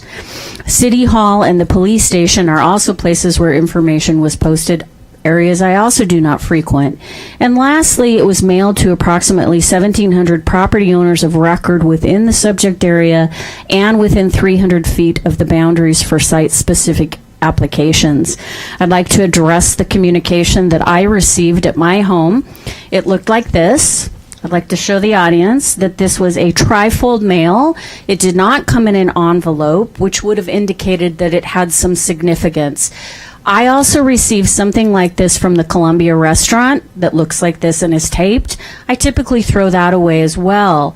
In this particular case, I opened it and looked, and I was chagrined that I received this on December 8th, and it was allowing me to give comment up until 5 p.m. on the 19th. This is not the best time of year to solicit thoughtful public input. Again, it's the holidays. Many people are traveling. So how many of the 1,700 actually live in the Bottoms who are going to be surrounded by, at some point in time, new changes in law or in zoning? And I'm very disappointed about this. So yesterday I went knocking on my neighbors' doors, and I found many of my neighbors also were not aware that this was happening. Some are here tonight. So I guess what I would like to ask of you is that there be an extension of public comment. I know I heard you say you wanted to make a decision tonight. I feel like that's the wrong decision to make, in that just my knocking on doors that would be immediately adjacent to the Ajo development, folks did not know and did not have an opportunity to give thoughtful comment. I can't give thoughtful comment. I can just say we need some more time to be able to do that. This presentation tonight was very helpful. It explained some things. The document that I picked up off the counter at City Hall was helpful, but it didn't come to me directly. Additionally, if I still have time, I don't know how I'm doing with my seconds. The survey that went out did not come to me. Another neighbor informed me of it. I picked it up. I tried to complete it and turn it into City Hall. That may be why there were only 35. Again, I question, do you really want thoughtful public input, or are we pushing through a decision that's already been made? Thank you. Well, I know the difficulty of communicating with in this community because we don't have, a newspaper just for Woodland, for instance. And I've been in several groups, and I know that it's difficult to get the word out to people. How would you suggest it should have been done, the communication? Well, I think that there can be, certainly there's been a lot of work going on for the applicant, and I would say that I don't know what the resources the city has, but there are those of us who are residents of the Bottoms who are certainly willing to do some outreach. I took it upon myself yesterday, as I mentioned, to go knock on doors. I showed this to some people so they could be educated. Right. But, you try and mail out things and you put it in the paper. What else? I would say in an envelope would be a good indicator that this was something significant. Has this been discussed? You're smiling. Well, Here, yeah. you walk in Yeah. and receive the notice, and we hear your comments. And when I made the comment that I was ready to move on, I think you're assuming what my decision might be. We have a number of people that want to speak, and it's kind of late. I would recommend. Yeah, let's Thank keep you. going. Okay. Thank you. Next person. Okay. Name and address. My name's Mel Hatfield. I live on the Bottoms. I live on Dyke Road on the Columbia River. And I received this notification concerning the hearing that we were going to be having. And it came in the mail, and it says, agencies, tribes, and the public are encouraged to review and comment on the proposed project and its probable environmental impacts. Comments must be submitted by 5 p.m. on December 19, 2018. It's Christmas time. It was a very difficult time, but I took the time to go ahead and to write up an email that was pretty extensive, stating what my particular position was, and I was hoping it could be shared with everybody. I went ahead and I sent that email, and I sent it before 5 o'clock on the 19th. I went off to another meeting, came back next morning, turned my computer on, and lo and behold, the email address that was stated on this paper is wrong, and it's not deliverable. So my comments, all my effort, everything that I did was not heard. And that then tells me how many other people tried to submit their comments, and it's to a wrong email address. That really concerns me, and it triggers quite a number of things to say, gosh, if we can't even get the correct email on a notification for something that's pretty important, we've lost a lot of input. So I really have to question a lot of the input that wasn't given and the little bit that maybe made it through other channels. Thank you. What was your name again? My name's Mel Hatfield. And it looks like, We do have an email from, is it from him? no, it's from John Ellis. Well, there is an email with a similar sort of Yeah. complaint, so, The email yeah. that you were asking that it be sent to. Is Yeah, incorrect. yeah. We have a printout here from somebody else. Okay, That's really a next person, Mr. Green? Michael Green, resident of Woodland, also superintendent of Woodland Public Schools. I submitted some data to Mr. Goddard a few days ago and failed to make it to you, had it delivered to you today. My purpose is not to speak pro or con, but rather to simply give you some information about what we anticipate the impacts to schools to be with additional growth. The school board has not taken a position on this. I do not believe they will, given some of their interests that they have. But the data before you, I won't belabor and go through. I just want to point out a few key points in here. One is that as you look at the projections of growth, they are backward looking, not based on any large anticipated growth. It's really what growth have we experienced. And based on those projections, in 2017, our elementary schools were at capacity. In 2019, our middle school will be at capacity. We still have room at the high school, but as you look at those growth curves, whatever growth we have is going to impact the space available for kids and our capacity to serve those kids. On the very last few pages of this document, there's some student generation rates that were produced last year based upon recent growth. And the student generation rates look at all of the new homes in the community and how many students came from those homes. Based on multifamily and single family, on the very last page, you will see that if the inclusion is going to allow for 100 homes or 1,000 homes, I have a table there that shows what the anticipated impact in terms of student population is. So I would ask that certainly as you forward this to the City Council, you do emphasize the fact that there are going to be some significant impacts with whatever growth is approved, and that we will be seeking some level of mitigation to be able to address the anticipated large number of students coming to our schools. If you have any questions, feel free to drop me an email. Thank you. Okay.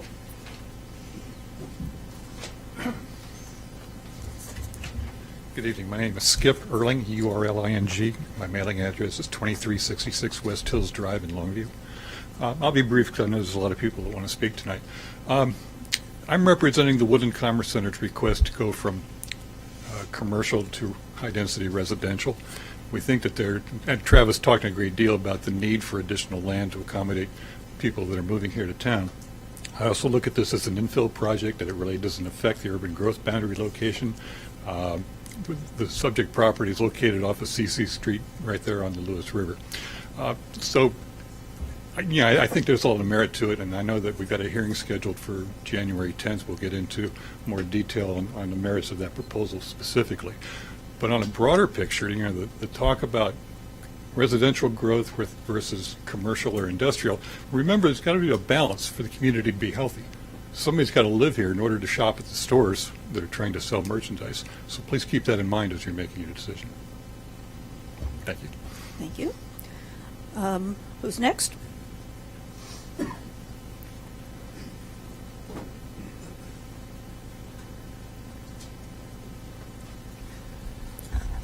Commissioners, appreciate the opportunity to speak tonight. My name is Mr. Ellis. I live at the top of Scott Hill. I previously lived down off Wayland Loop Road. I have been before Planning Commission and Council many years ago. Have not been back in a while, so all new faces. And I am the author of that email. Luckily, I spend my life doing computer work, so despite Travis's inability to get his top-level domain correct, I was able to get all of you and subsequently him. I don't want to rehash what all is in my email. I think you all have it, and you're going to hear it all from these folks again. You have already, but Travis mentioned concurrency during his discussion, and I just wanted to talk about what concurrency looks like. Hill, it is a failed development by Pacific Lifestyle Homes. Concurrency, as Travis said, requires that the developer bring the infrastructure up to the city standards prior to it being annexed into the city. So I have Scott Hill Road, which now has a nice beginning of Scott Hill Park. It has one asphalt lift, 2 inches of manhole and every sewer drain sticking up above it. It is not brought up to city standards. It has water diversion mounds in that asphalt to get it into the drainage. We have a dry sewer line in Scott Hill Road. Can't connect to anything because the great planning put it down into Pacific Highway in a high-pressure sewer line, so you don't really want to be connecting into that unless I'm going to accept your sewage. And I think the idea that if we could bring more homes here, we could keep the traffic here is kind of looking past the other comment, and that was we commute out of the city because we like to live in the small town, but these jobs are not always what we want. We want to go have jobs that are in the city. We don't want to live in the city, and if you bring all the additional homes in here, I think you're going to see these type of people leave, and you're not changing it. If you've got people moving 26 miles out in the morning and other people coming 24 miles in the morning, well, if you could really create the job utopia, then just keep them all here. You don't need to do anything but shuffle them around. So that's all I need. Thank you. Okay, someone else? Who's the next person?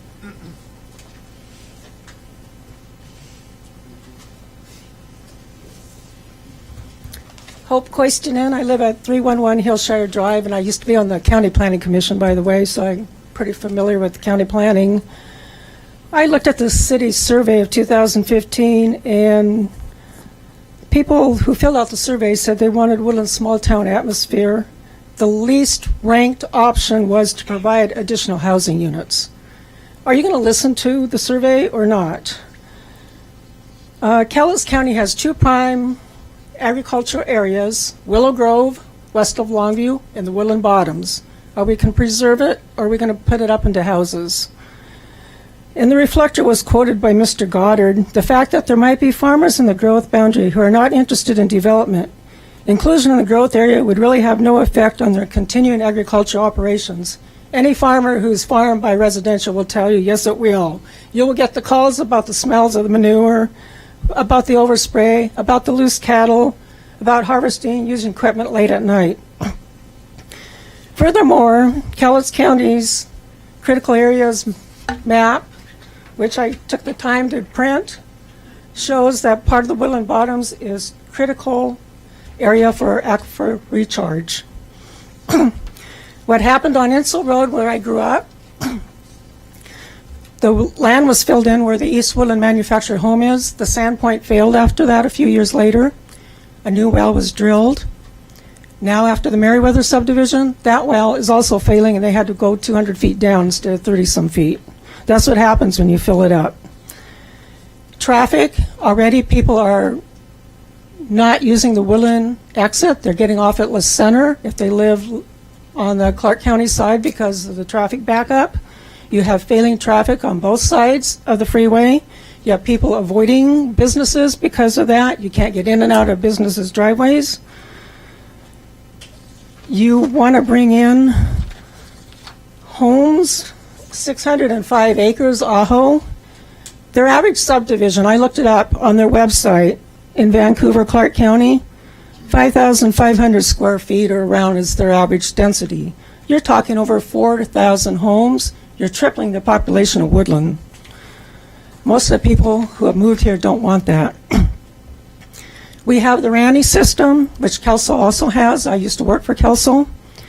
Last summer, even though they have a Randy system under the Cowlitz River, the river got so low they had to have water restrictions. Is that what we want in Woodland, water restrictions?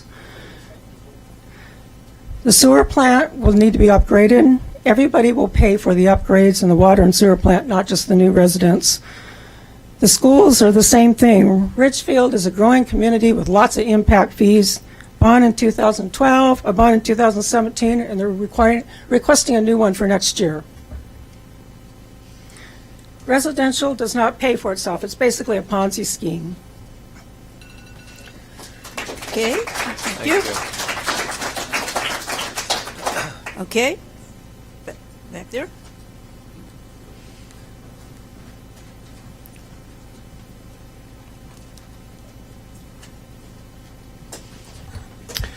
Good evening. My name is Alan Angstrom. I live in Longview, Washington. I'm here representing my clients Walthauser LLC and JTRM LLC, and they own about 43.5 acres, pretty much just due south of the current Woodland city limits and adjacent to those city limits.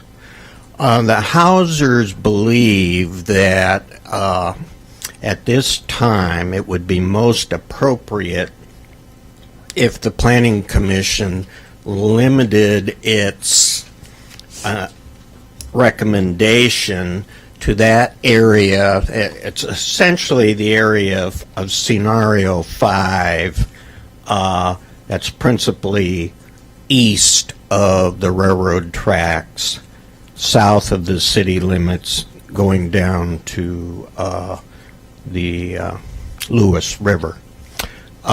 And then a few of the other ones that are in Scenario 5 too, that kind of make it better, or at least easier to read.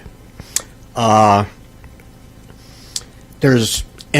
the reason for this is, if you look at what is required for the city to move in or to make an urban growth boundary application, you have to, pardon me,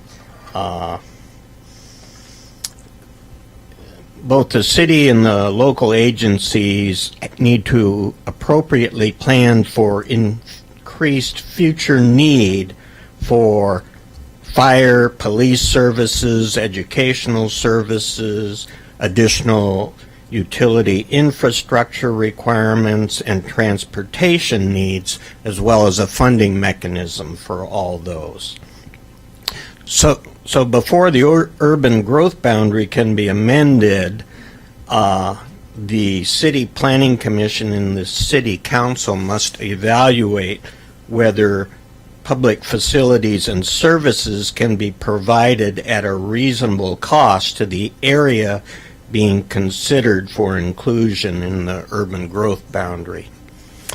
And I would submit that as nice as it would be maybe for some planning consultant to get a hold of all of the woodland bottoms west of the railroad track, both north and south, that the quality of the information that you would get from any report about such a substantial area would become almost meaningless, because you'd have to predict, well, how much of that will eventually become residential, industrial, stay agricultural, or a variety of other things.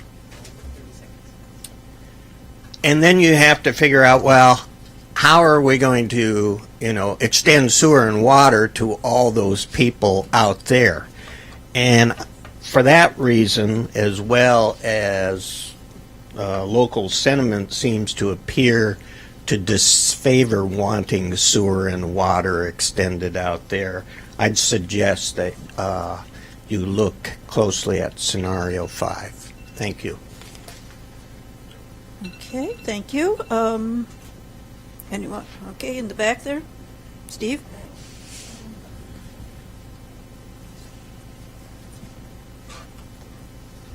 I don't feel like a gorilla. My name's Steve Madsen. I'm general counsel for Aho Construction. We've submitted comments previously, and just want to clarify for the audience, we are representing properties owned by the Donald, the Ferguson, and the Dobe families. I'm going to keep my comments very brief. In fact, I'll just read the quick blurb that I put together. Aho believes that Scenario 5, as outlined in the SEPA documents, provides the best opportunity to meet the city's long-range housing needs while providing opportunities for the city and developers to cooperate and leverage resources to provide urban-level services to the city and its residences in the most cost-effective and efficient manner possible. That's all I'm here to do tonight, is recommend Scenario 5. We believe it provides both us and the city for an opportunity to answer questions that the community has that, quite frankly, can't be answered at this time for reasons that Travis put forth. So I have my development team here. We're here to answer any questions you may have that we can answer. Okay, thank you. Thank you very much. Any other member of the public who wishes to? I did want to mention, it was brought up about the size of our development in Clark County. We're required in Clark County to meet minimum density requirements. So the size of our lots is dictated by the county and the city, not by our market preferences, so to speak. Yeah, go ahead. Darlene Johnson, P.O. Box 1808, Woodland, Washington. We own a business on Sherman Way, and I've spoken before on, at first I thought we should have the whole area done in, expanded as much as we could. Now I'm back to maybe staying the way we are for at least another year or two, and doing an amendment at that time. And the reason for that, I feel like we should work harder on getting more industrial development in the industrial area and see how many really good paying jobs we could get where people wouldn't be traveling out of the area in order to obtain a job. The other thing is the traffic is really unacceptable right now. And we're on Sherman Way, and when it's around 3 to 5 o'clock, you can't even get out of our business because it is backed up past our business. The other area that is really bad is when you're trying to go out of town by the Safeway. I think that we are in the process now as a city of really trying hard to do something about Exit 21. I think that is going to be happening, hopefully by 2020, and I think that would be something that we should look forward to. The other thing, someone said that residential is a Ponzi scheme. It's really not a Ponzi scheme. In my opinion, it's really not a Ponzi scheme, but you can't afford to have a residential community. I mean, a bedroom community is what I mean. You need businesses in order to have people to even be able to afford the schools, the taxes, and everything else. And if we do this residential development to the extent that it looks like, I think all the services will be hopefully available for industry and business would be sucked up. I do believe in an LID because that's what they did in the industrial area. That's what they did when we did Sherman Way and had that area become industrialized, or Yeah, 30 seconds. So I guess I'm more of the thing that we wait a while on amending the plan, and that just because I don't feel like we have the ability to service all the things that are looking at coming here, and the ones that I've heard about seem to be all residential. Thank you. Okay. Okay, anyone else who wants to come forward and speak? Go, sir. Hi, my name is Mark Taylor. I live I live off Hayes Rose. I actually thought I was moving to Calais County because I got a great job with the county in Kelso, and I commute. I grew up in Vancouver. My family had a farm in Castle Rock, so I always dreamed of living in Calais County where things are a little more rural and life was a little more laid back.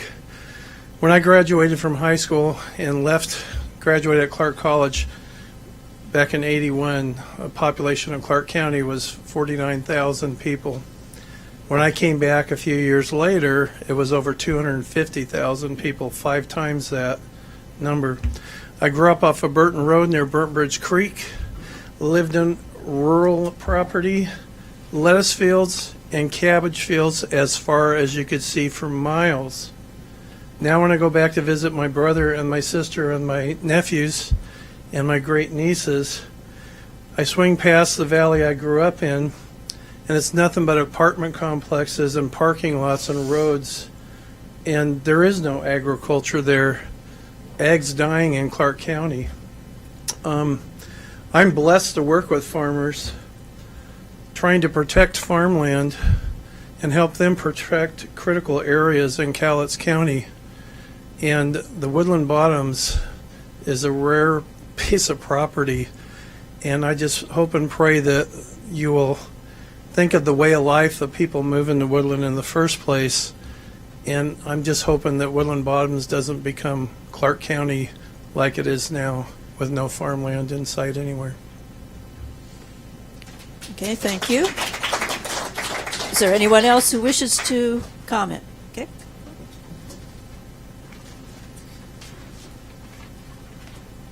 My name's Rena Bellica. I live on the Woodland Bottoms. I grew up at 2530 Dyke Road.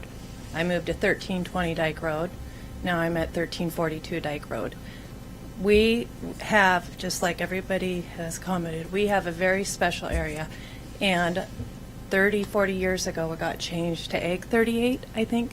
So to try to say there's not even, I don't even think there's 52% or 51% if you actually take all the farmers there that want to change that over, and to try to include that and say, we won't do it, but we're going to watch over you and you're in our sights, when nobody's wanting that.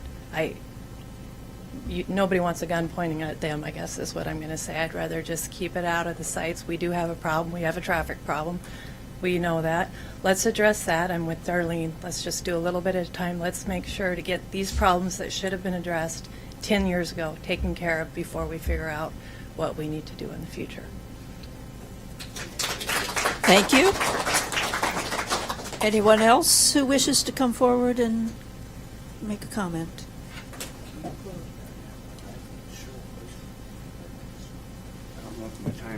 I don't want to start yet. I have just a list of a bunch of neighbors that I contacted about this, and I have attached, they're basically in agreement with John Ellis's email that apparently you have received this correspondence that he articulated a lot of the same points. Which map would you like?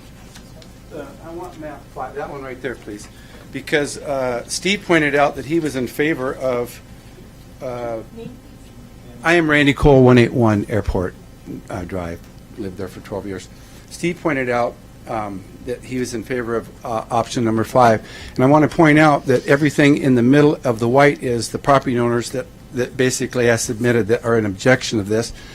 And when I cornered Travis on the December 3rd meeting about just for sake of conversation, if everyone in that white area between the two green parcels there were not in favor of annexation, would you still continue to do this? And he said, yes. And I said, really? I said, you'd continue to do this? And he said, yes, I would. And I would tie it in from Horseshoe Lake, Waltz Meets, the northern part is Donaldson's. I'd have to show you. So, no. It's basically Donaldson's, Ferguson's, this is Benodovas, and this is the Ferguson's, and this is Benodovas. And we're the Swiss cheese.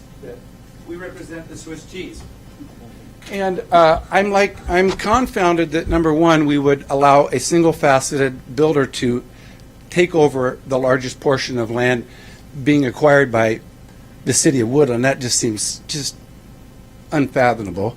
But then I'm looking at, okay, the white we would be in the county. We'd be completely engulfed by the city. How do you service these? How do you service this with police, with fire? How do you bring the schools on board? I mean, like, it's ludicrous. I can't even say that there's any semblance of reason to that proposal, and nor do the neighbors that live there. So that's kind of the sentiment that we agreed. And we spent 2 years, the people that are proposing this are being singly represented by AHO. We spent 2 years with the county getting it changed from industrial land to a 5-acre small holdings. And we spent every meeting for 2 years, council meetings, dike meetings, and we all agreed collectively, 570 acres is what we're talking about initially, to 5-acre small holdings. And now we're being blindsided with this land grab, money grab. And just the Donald's piece right now is 150 acres. At the last 5-acre parcels have been selling for $150,000. That's still $4.5 million in money. It's not like we're stealing money from them. There's still $4.5 million in the current value that people have paid for these properties. So we're not like, and we laid all this out and we figured out what's the best exit strategy for these large parcels. They can move off their farms and be able to have money to exist, and everybody else could still live in the bottom satisfactorily. And we determined 5-acre small holdings, and that's what it's designated right now. Why do we want to change that? We spent 2 years drafting this, and that's on top of the 10 years they spent before with steering committees and planning committees and everything else to get to that point. And we all agreed upon the Donalds, the Dobas, and the Fergusons, and collectively the people that are in the Swiss cheese. That's all I have to say. I'm done.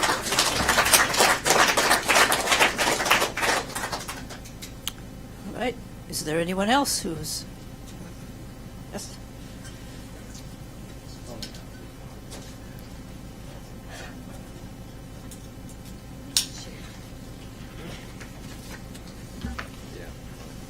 My name's Jim Donald. I live at 425 Wayland Road on the Bottoms, on the west side of the tracks. Yes, like Randy mentioned, we are talking to Aho Construction about selling our property on the east side. We farmed it for 40 years.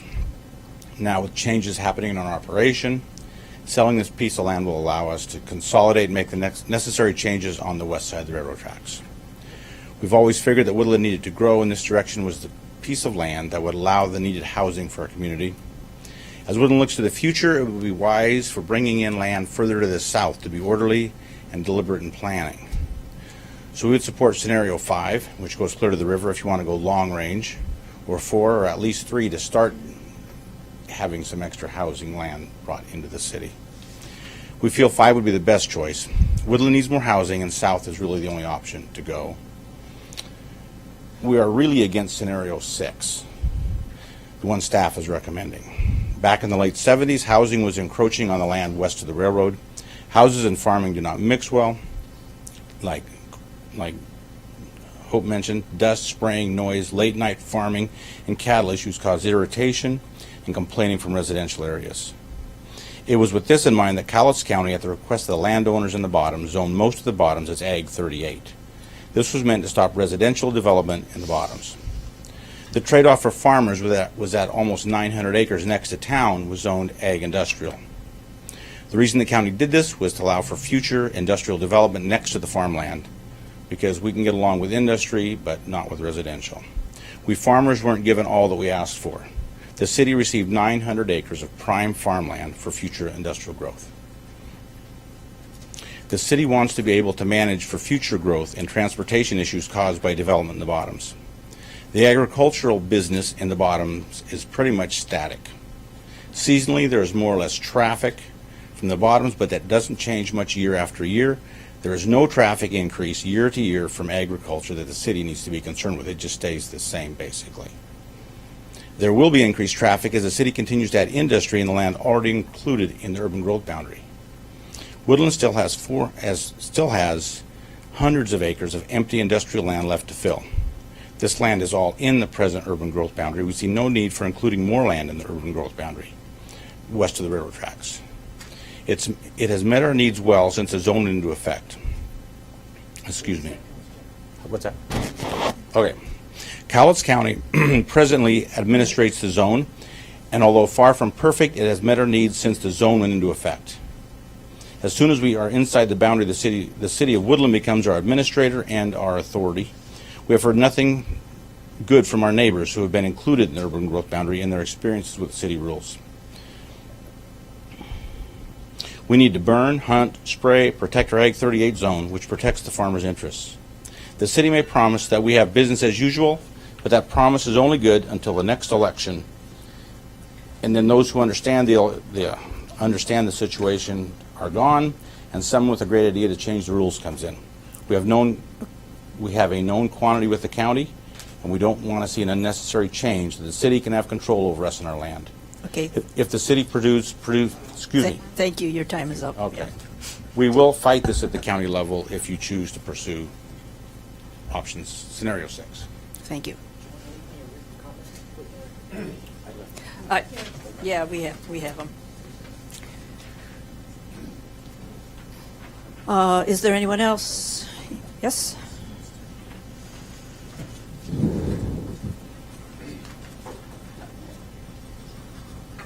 My name is Benno Dobbe. I live on 1066 South Peking Road. I've lived there from the time that we immigrated from the Netherlands to this country. Love the area, love the sandy soil. We have been farming tulips there for all those years, and we are very appreciative for the community of Woodland to allow us the opportunity here to raise our family and raise a farm with flower bulbs. Times have changed. I was the only farmer when the northwest side of Woodland was actually asked for permission to get a industrial area, which was farmland at that time, and I was the only farmer that felt that it was a good idea to get businesses to town to offset maybe a residential, or at least to have the opportunity for both. And I think that was a good choice to have industrial coming to that particular area for, let's say, for tax reasons. But at a certain point, I feel also that we can use residents in this area that are going to be able to work at businesses that are coming to town, that want to come to town. I understand that a number of businesses do not want to come to town because there is not enough residential area. I like the Woodland Bottoms as it is. I bike there many, many times, and I wish it could stay there like it is forever. I understand that Donald and Ferguson and myself, that because of times change, we are doing more and more indoor growing because outdoor growing is not reliable enough for our customers. So I also am able to provide a piece of property for housing if it, let's say, will be determined that it can happen. I understand Donald, I understand Ferguson. I appreciate those families faring very well. I know that they are having a tough time with their dairy farms, and so I understand that they like to sell a piece of property. I understand all the concerns of the people tonight, that they do not like necessarily certain changes, but I think at a certain point it is going to happen. No matter how you look at it, it might take a little longer than it is now, but I think the pressure that comes from the south of us, from, let's say, running out of space in Richfield and in La Center, Woodland is the next on the map that actually is a good location to have some residential development. Of course, it needs to be done in such a way that it provides the services, that traffic studies need to be done to make sure that it's not going to, let's say, give an extra burden to Woodland. But I think actually that some of the, yeah, I understand, thank you, that some of the people that are going to live here will then be able to have a job right into Woodland, which will avoid some extra traffic problems. So, like I say, I appreciate everyone's comments. I would probably be in the same situation if I would live there, but I think for the overall picture, I think it is a good idea to go for plan number 5. Okay, thank you. Thank you. Okay, someone else wish to speak? Anyone else?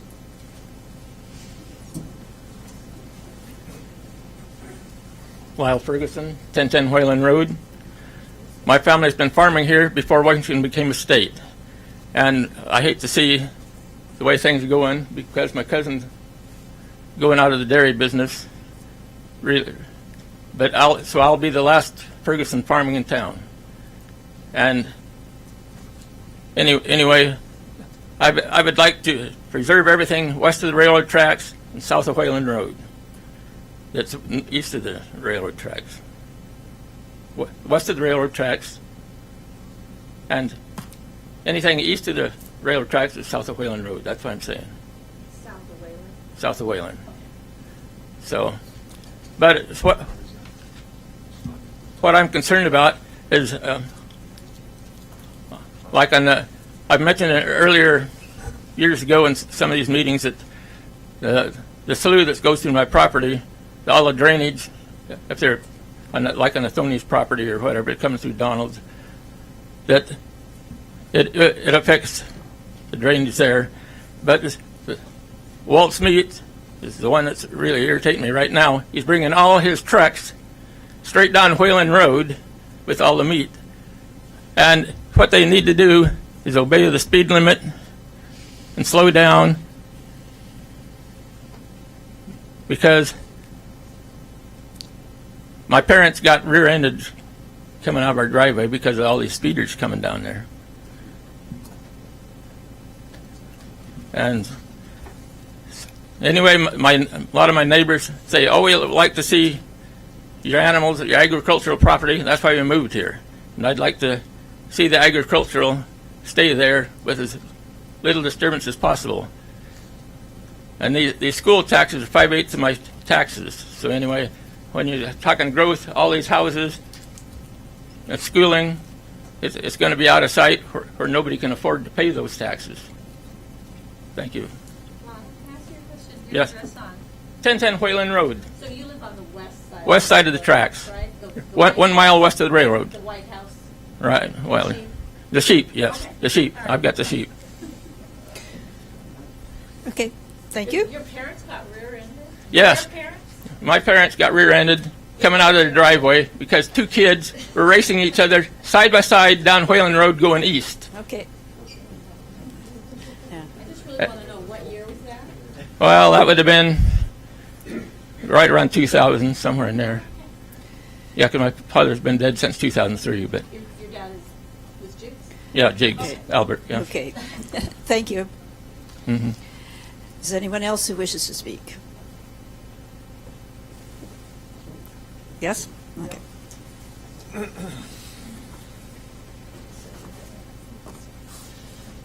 Matt Peterson, 2260 Dyke Road. I'm against your scenario number 6. I made some phone calls tonight, and anyway, west of the railroad tracks, there's like 5,800 acres. And with a few phone calls I made, I come up with 4,100 acres that nobody wanted nothing to do with being in the city or in the urban growth. And now that 5,800 acres, that's counting Walmart and all them, so plus the 400. It's already in the urban growth. Take that out of there. So, I mean, it represents a lot of it. But I think you ought to stick with scenario number 1 because you need to take care of traffic, which you've done a very poor job of so far. And you keep having more people come to town, anything that comes you guys want, but you don't look at the impacts it's going to do later on. A street needs fixed or whatever, the only way the city ever does it is if they get a grant from something. They'll never take it out of their pocket to pay for it. And you got a good track record of doing that. Columbia River Carbonates is wanting to come to town, bring their material from the Columbia River up Caples Road. The Port of Woodland took sand down the dike, hauled it out a couple years, the road went to pot. They repaved probably 1.5 miles of it now, and it cost them $1 million. Is the city ready to throw down another $1 million to take care of the Columbia River carbonates? So I think you guys got a lot of homework to do before you ever make a decision. Thank you. Thank you. Is there anyone else who wishes to speak? Yes? Bryden Bellica, live at 1351 North Goreg Street. Bought the house about 2 years ago. Grew up in Woodland all my life. Moved away for 2 years. Got married, came back, bought a house. And I'd like to stick with scenario number 1 because on North Goreg Street, that road is garbage. I had a pothole come in front of my house and called the city. They said, okay, we'll come out and fix it. So they came out, filled the hole in a little bit. Well, they didn't dig deep enough to find out there was an old water main down there that needed filled in more. So what do? They let it sit for a while. A little bit more goes down in there. And I call again. Hey, you guys need to get this fixed. Someone's going to fall into it. So what do? Come out, put some more gravel in. It's like, well, kick the can farther down the road. So about 2 months go by, and then I finally call, said, okay, this needs to get paved up. Something's going to happen, Well, we don't have the money for it yet. It's a 3x3 area. How do you not have the money for that? Asphalt's like 60-something bucks a ton, and it ain't even going to take that much to put it in there. So you guys got a lot to work on, especially with the traffic issues and everything like that. That's all I have to say. Thank you. Is there anyone else that wishes to speak? Okay.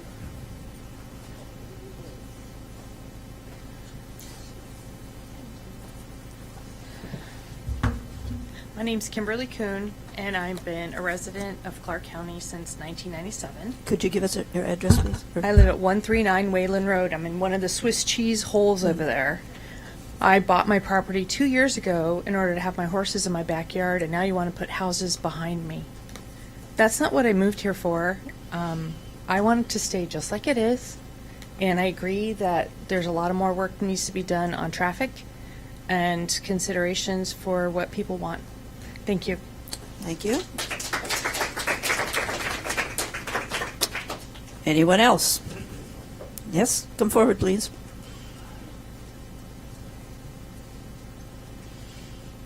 Hi, my name is Bob Foss. I live at 670 South Pekin Road. Just like her, I bought my place just about 2 years ago. I got the river on one side, and what these guys want to do now is put nothing but houses in front of me. Where I'm looking at hawks and eagles and birds and whatever, and like was specified before, it's a pretty special place down there. Okay, that once it goes away, it's going to go away, and it won't be for the better. Thank you. Anyone else? Anyone else who wants to speak? Okay, are we finished with the public comment?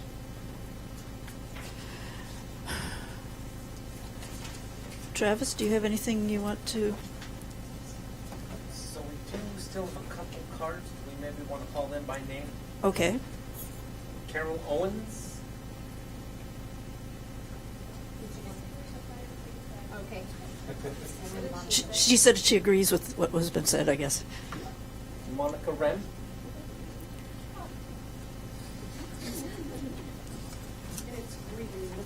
Oh, sorry. That's okay. I get called that all the time anyway. Monica Ream, 327 Hillshire Drive. I've lived in Woodland, Washington for 4.5 years now. We moved here because it is out in the country. It's more rural. My husband works in Portland. We've lived on acreage all our life, and we chose this community for what it is. I agree with what everybody else has been saying. The traffic here is horrific. My husband forgot to take a package last week to the post office, so I had that pleasure yesterday. So let me tell you, if anybody was missing in Woodland, if you looked at the post office, they were probably there. But that was nothing compared to the traffic I had to go through from the post office to get up Lewis River Road to go home. I sat through the traffic lights over 3 times by exit 21 before I made it through.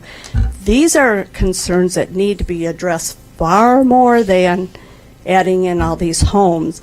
My son moved into a small town like this and is raising his family.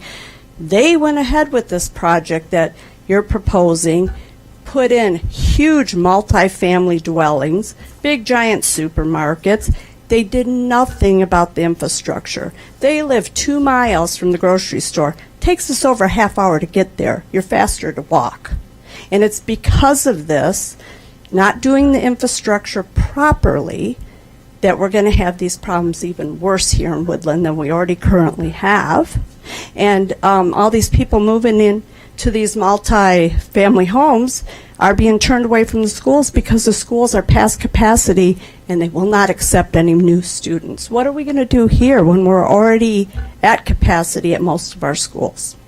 So this is something that really needs to be taken into consideration before you go forward. More planning needs to be done.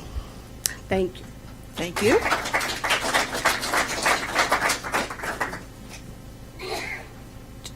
Do we have anyone else? Carol Owens? Oh, Yeah, yeah. sorry. Okay. Is that it for the public comment then? Okay. I don't know, Travis, do you want to address anything that was, or? Do you maybe want to point out questions you'd like me to address, or have a conversation amongst yourselves Right. first? For what? So, what we can do tonight was, we can either make a recommendation to the city council, or we can continue this to the next meeting, and how do we feel about it? Do we feel that we need more consideration, more information? I have a question for the council, or our legal counsel. My time's up. So Is your microphone on? I turned it off because people took a break and I didn't want to hear anything. Do we have a problem on proper notice because of the mistake on the email address? I mean, Yes, absolutely. well, I would From- seek the advice of from the the attorney's city. point of view, yeah. But You know, if you wish to be careful, you could postpone it and give people a chance for it. I think maybe I'll ask my question differently. I think many of the people here would be very happy if we tabled it and/or turned down many of the proposals outright. So my question isn't, can we postpone it and do more notice? Do we have a problem making decision in any respect other than to postpone and reissue notice?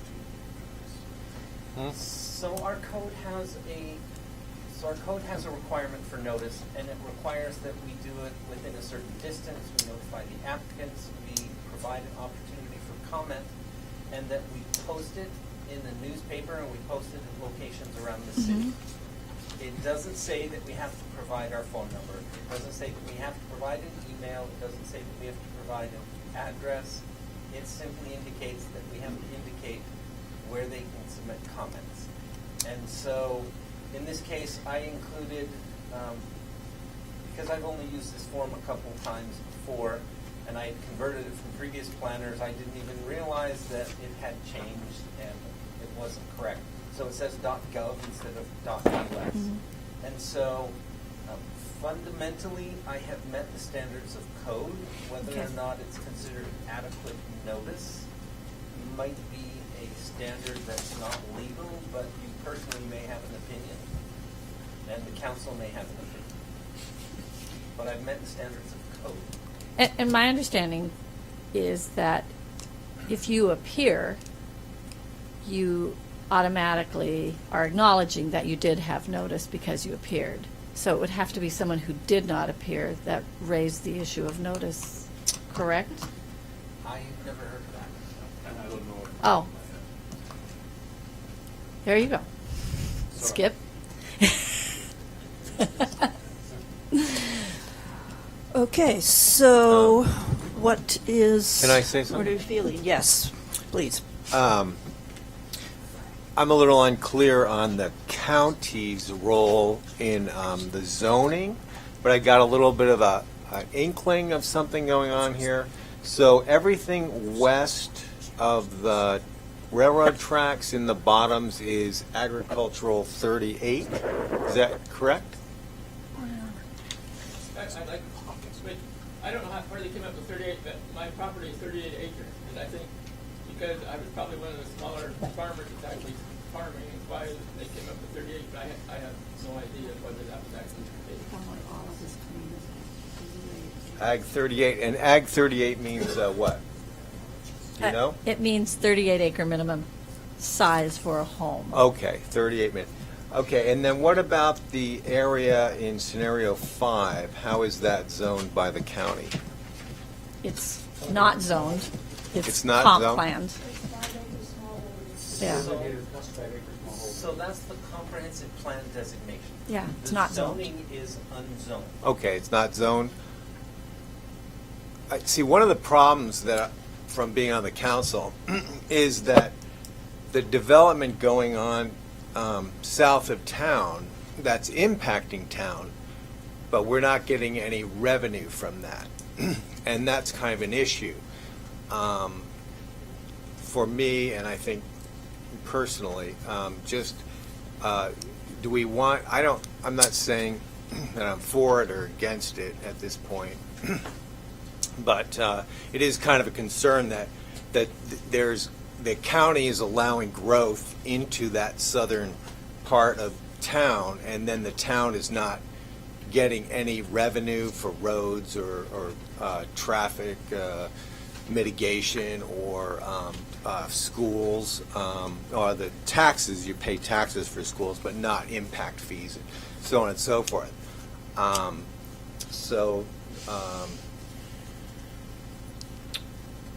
I'm unclear, I guess, a little bit about like what's the county going to allow.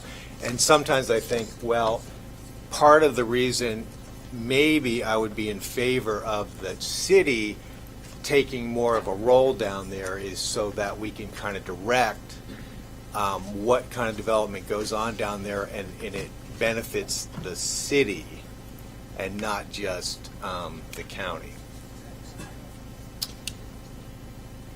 Yes? I can't change my answer to that at all. Mr. Madsen said the problem is that if someone wishes to challenge a decision, they have to show that they're a party of record. If they did not have an opportunity to speak, that could be a due process problem. Okay. Is that correct, Steve? Possible. It's possible. So that's the risk. Okay. Thank you.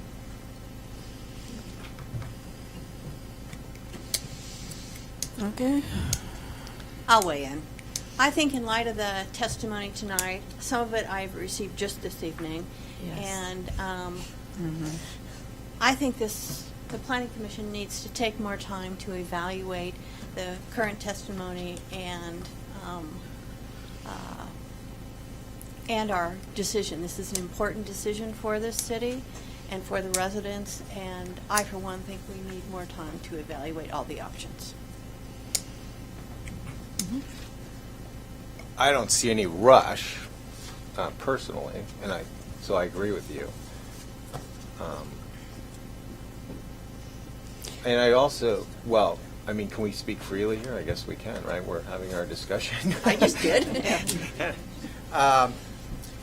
Just some impression, I just want to give some impressions too. I was at one point thinking, maybe scenario 6 makes sense because the city can kind of, if there is some kind of development going on out there with the port or whoever, the city's going to get a piece of that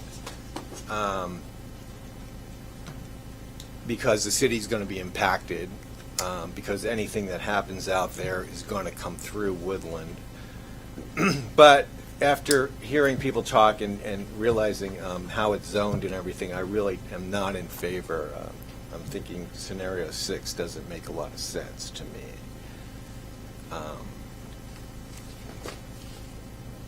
At this point, for those people who voice that.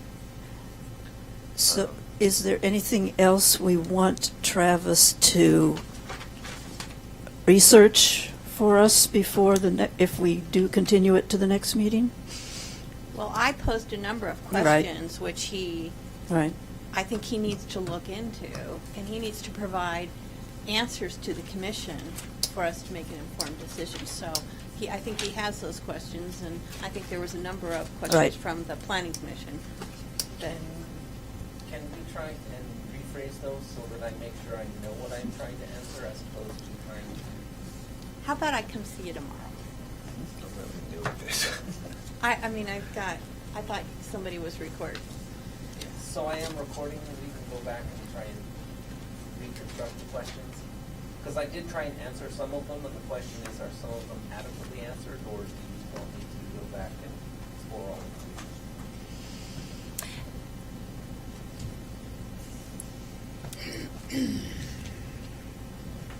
I'd love to see the comments that were made at the public open houses and have a better breakdown of who those, if it came from residents or where the comments came from.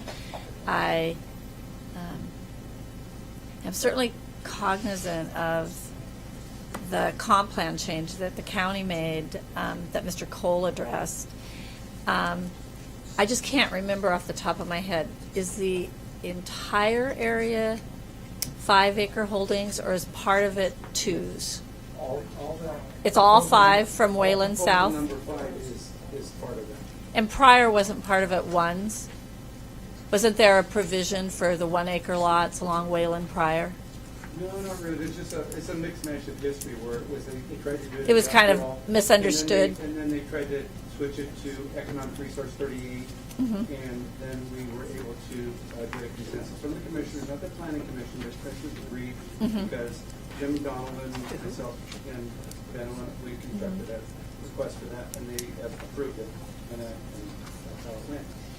There's a history of other little breakoffs through that. Yeah, but it's all 5s. That is, of the 577 acres, that's the Donalds, Mhm. the Villas, and ours, and pretty much all that you see in Mhm. that area of the green, Mhm. including the Swiss cheese. And- Except the Walt Hauser. Yes, that, Walt was still asking for ERL. Okay. And it's And I think the Sagawa property is the same. Yeah, that wasn't. But It's all rural comprehensive. subdivisions are allowed in the county. And you understand that if the applicants went that route, that the city would have no say.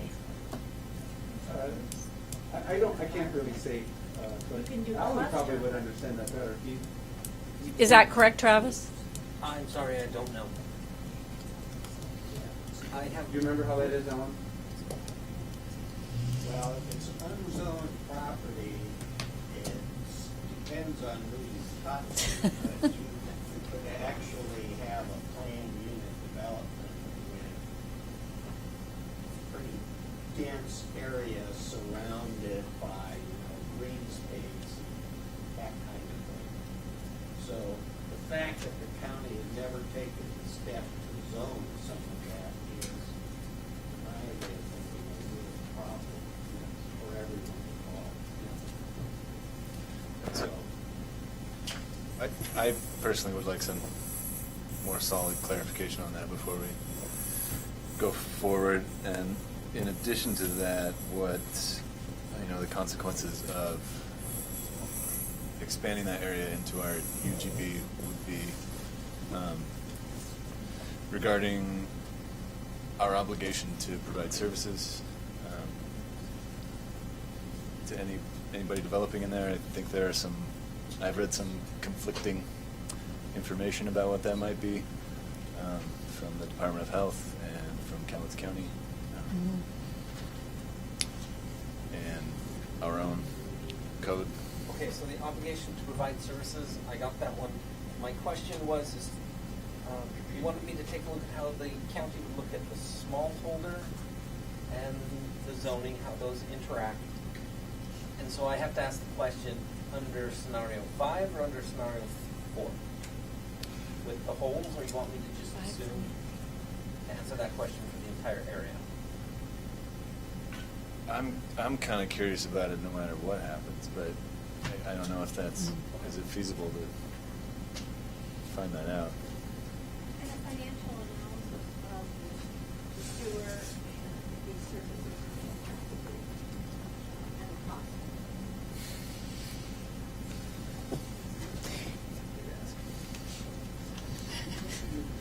Taylor, you also made a very valid point that I wanted to bring up in your 3 minutes or two left, was that you want to know how are these going to be paid for, from whom? That's what. Because that's really a concern of a lot of us too, because it feels like there's going to be a tax burden with impact fees of all sorts to pay for the sewers and the traffics and all the other things that is going to have to take place to facilitate this.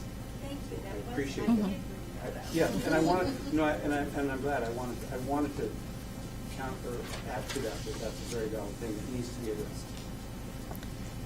Yeah, in explanation, when this first came to the Planning Commission in a much more sparsely attended meeting, the Planning Commission's sway was that we didn't want to tell the people who live on the Woodland Bottoms what they should do with their land.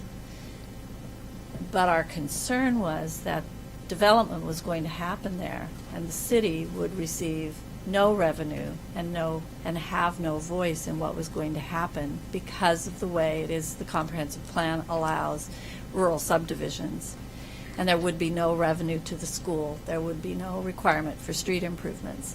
And that's how we got to this point of scenario 3, 4, and 5, and then it expanded to 6.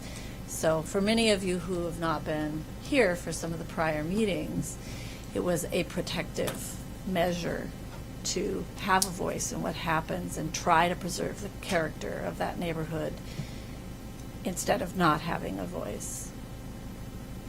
I think that's where I'm coming from a little bit too, is like I'm kind of interested in the welfare of the town and preserving a lot of that rural land and people who live out there and their rural lifestyle. And if we try to kind of claim it to kind of try to manage it a little bit, are we opening, like, I guess, I don't know the metaphor, Pandora's box or something? Are we opening this up to people coming in and forcing development on us? And I don't want that. Certainly not. I kind of want, I was hoping, and that, so if the town expands the urban growth boundary, then it's going to be the responsibility of the governing body of the town to, I guess, try to keep that in check.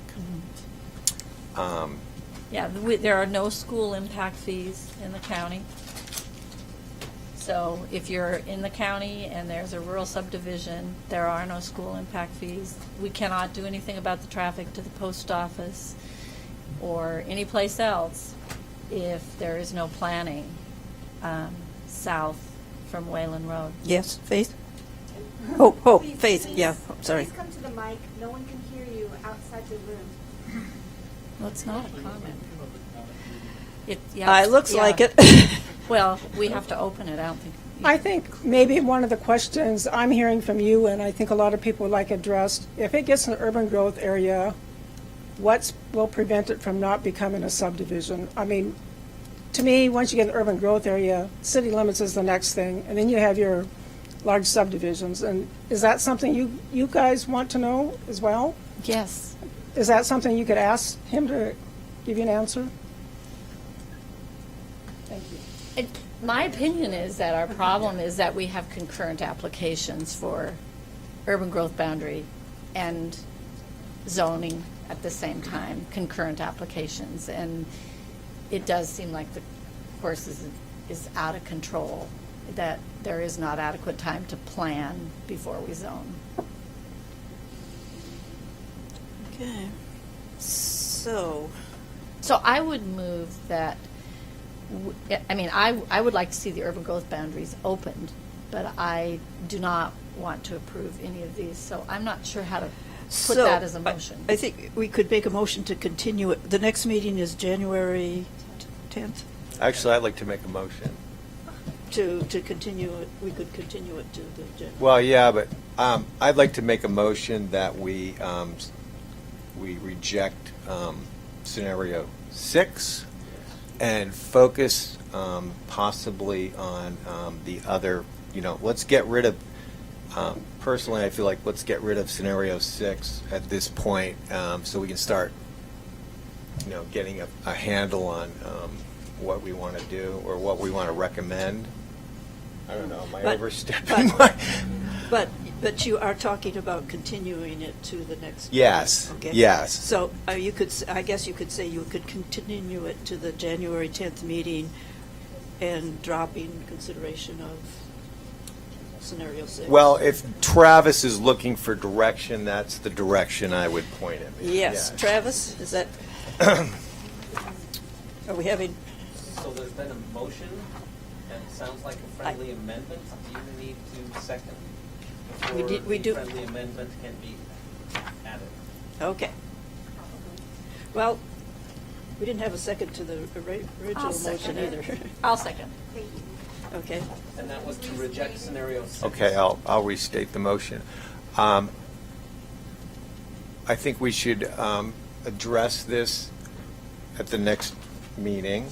And I'd also like to limit the scope of the discussion by eliminating scenario 6. Excuse me, so the basic motion is you said it's continue it, but at this point decide that 6 is off the table. Is that your motion? I think so, as far as like looking, planning at this Okay. point, yes. We have a motion to continue the discussion to the January 10th meeting with and eliminate the scenario. Break that into two, because you have two separate issues. Okay. One is continue and Okay. the other is- I'm not concerned about continuing. I'm concerned about Yes, but- removing Yes, but- scenario 6. But Frank, we're not going to decide tonight Oh. before we're continuing. Directing, I'd like to make a motion to direct Travis to not concentrate, I'm trying to give Travis some, Just move to eliminate option 6. okay, I'd like to move to eliminate option 6 from our discussions. Seconded. And we have, so it's been moved and seconded to eliminate scenario 6 from our future discussions. Discussion. Anybody? Yes, discussion of it? Yeah, I have. Of the motion? You mentioned creating an urban holding designation that, currently has no code supporting it, so that would involve, I assume, creating that code or creating, defining that designation. So the urban holding was my vision for scenario 6 west of the tracks. Right. So, is something similar. We don't have an ag zone right now. Could we just create an ag zone? Like, could we create that zoning in city code? Just spitballing here. Could the city of Woodland have an ag 38 zone, for example? So my gut answer is we can create that zone, whether or not it's allowed under RCWs, I don't know. But theoretically, we can create and call any kind of zone that we want. Whether or not it stand legal challenge, I don't know. Okay. There may be a legal standard for including agricultural land within city boundaries. There I don't know is. that off the top of my head. You can't have a farm or something within the city limits. I mean, we have to look into the urban growth boundary area, but I know for a fact that And there could be grandfathering rules, but I don't know the standard. There are lots of That- farms in city That's limits. unique to Woodland. There's lots of farms inside city jurisdictions. Like Okay, so but I'm our- just telling you. Our code like prohibits farms. Farming, in city yes. limits. Mhm. Okay, so we could change that. Right now, we have agricultural land that is zoned industrial, cables, storage. So that's currently in the city limits, but it's zoned industrial. I don't regulate it as agriculture. I think when you get into zoning, what you'd run into with the county and the state would be the density. That they would have an objection to zoning that big of density. I think we'd have to research that. I think that has been the objection before in the Do you want that- past. Do you want me to add that to my list of stuff to research for next? Yes. If it's not too difficult, it's sort of a devil's advocate thing here. I'm wondering, I'm trying to think of a reason or a way that, our concerns about development outside the city that will affect the city could be addressed, as well as the concerns of people who are quite happy with their ag designation as it stands. I don't know if that's a solution looking for a problem, but What's your concern in the bottoms in that area? What's your No, concern? his concern's over here. no, my concern's in the west of the tracks. You do have concerns west of the tracks? Absolutely, yes. Because we're talking about tossing out scenario 6 right now. So that's that's what this. What's that's your primarily concern? what What's the- your concern? I'm curious. My concern is has Ag 38 designation out there right now. Right. That's not written in stone. That can change, and there could be future development there. You mean like the county maybe could come in? Sure, or the back port, door. The Port of Woodland might generate a lot of traffic down there that that it has negative impacts on the city that we have no control over. Any number of scenarios that could create problems for us without us having say so over it. So I'm, because we're talking about scenario 6 right now, I'm just trying to consider all the facets of that. Okay. Before we make a decision. Okay. But we couldn't revisit that down the road, or if that became a concern, or It's a concern for me right now. if I hear you correctly, it's kind of from a protectionist kind of point of view, sort of. Both. You're not pro-development here. You're not saying I want to. No, I'm not saying we need to Bring that annex it into so we a can boundary. pave everybody's farmland. That's not what I'm interested in. I'm interested in, the reason it was even considered to expand our UGB out to the river was to protect the city's interests, concerning development, right? Right now, we have no control over how that is developed. The county does, but we don't. And that is still a concern of mine. I'm also very concerned about, I do want to take a minute to actually thank everybody that spoke tonight, and everybody who came that didn't speak. I think this all works a lot better when you folks show up and have your say. So I know this is a particularly important issue to you, but if you have time to come when there's less salient things, that would be great also. But thank you, honestly, for everybody. But yeah, hearing that particular concern about protecting ag land out there, that is also seems very important. And I think the intention behind scenario 6 was to balance those concerns. Because what I hear from people is people are worried about the city trying to bring this into the urban growth boundary because we want to develop it, or we want to put a bunch of houses out there. And that's not really the intent. Right, and I think that probably has a lot to do with the U in the UGB. And it has, so the intent, and I think we've had this discussion before, was that we want to kind of have a say about what goes on out there because it's going to impact us. And we don't want to see probably a lot of development out there. But that's maybe not our call, I don't know. But just to clarify for the public. I have a question. If it's an urban holding, that doesn't stop anybody from doing anything at this point that live out there. Isn't that correct? So theoretically, what we would write into the adopting ordinance is a requirement or a limitation that says the city will not expand services into the urban holding area until we do whatever we choose. So plan and provide the infrastructure, and we've adopted the zoning and how we want to handle it, master plan the area. But that is only binding on the city. Theoretically, the county could still allow somebody to convert from 25 acres or 50 acres, or 38. We're talking 76 acres into 30 acres. So they could divide their property into two under county zoning, and they don't need city services, therefore our moratorium wouldn't apply to them, because they're not trying to do a urban development. But the minute they want to go from that 38 that they just divided into 6,000 square foot lots, they can't do that because they don't have the urban services from us because they're outside our boundary.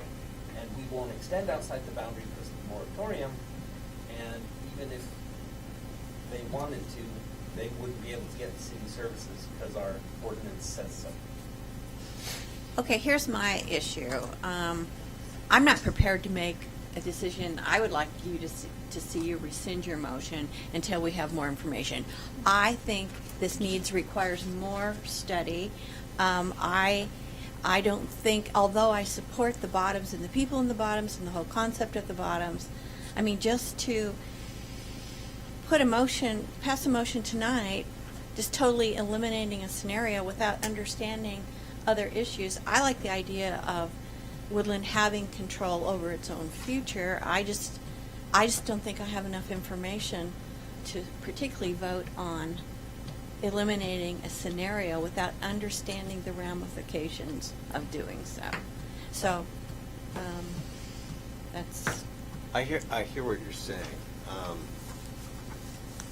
I'm just I'm getting confused with all these scenarios. And, it's like we're not moving anywhere. So that's what my So we point was. have a motion that has been seconded to eliminate scenario 6. Are we ready to vote on that? Do you want to rescind the motion, or? And you think I should rescind I- it because of what? I- No, I'm talking to Yeah, okay. Colleen. Yeah. Connie. Why do you think I Why should don't you rescind? I'll call the question. Yeah, just call the question. Just call the question. Let's vote. Okay. Okay, let's vote. Okay, so we have this motion to eliminate scenario 6. Should we do a roll call? Yes. Connie? No. Sharon Watt? No. Frank Occhipinti? Yes. Tel Jensen? No. June Jones? Yes. Okay. The motion has failed. Okay. So I think we still need a motion to continue it to the January 10th meeting. Would that leave the public record open for folks who tried and failed to get an I Yeah, mean- so if you continue it to the meeting, then people are going to have more of a chance to We'll have- But if we'll have you're a- willing to accept more input. Yeah, we could have a public. So are we going to have another public meeting? Is that what We're just, Another hearing. we're going to have a I continuance mean, of the public hearing. hearing or? Yeah, we could go through the hearings. You can tell. things again. Okay, could I have a motion, please? I move that we continue this hearing until the next scheduled meeting and that we keep the public comment period open, and that, Travis, you do some additional research on some of the things we suggested to you, and you bring that back information to us so we can make better decisions. That's one motion. That's one motion. That's a lot. Do I have a second? So I would recommend a friendly amendment Okay. that includes the specific date and time. Yes. So that it meets notification requirements. All right, so let me ask you this. I was non-specific because the next meeting is an off-schedule meeting, right? It's on the 10th versus the 17th would be our, so I'm not, It's a continuation of a regular meeting, so you'll have free discussion and then postpone. Okay, if you continue it to what day in January? 10th. okay, so that's the reason why I was non-specific for that reason. So I would, we continue the hearing to January 10th We'll stop at that 7 time. p.m. Yeah. Okay, And keep the public comment period open. sure. That's a good one. Okay, we have a motion to continue this until the January 10th meeting, which would begin at 7 p.m., and we will have public comment at that time. Do I have a second? Until that time, correct? So- People can submit public comments. Oh, yes, they can, yes, right, they can submit public comments up until January 10th, yes. Do I have a second? A second. Okay, it's been seconded. Okay, could we do the roll call vote again, How please? about discussion? Oh, so yes, discussion, sorry, discussion. When did we agree to meet on the 10th? You weren't here. So did you agree to do that? It wasn't in the minutes. I'm not was going to it? be here, actually. I was going to say, are you going to have a quorum on the 10th? Because I'm not going to be here. You're Yeah, not gonna no, be I'm here. not going to be here, actually. So are you, all three of you guys going to be here? Yeah.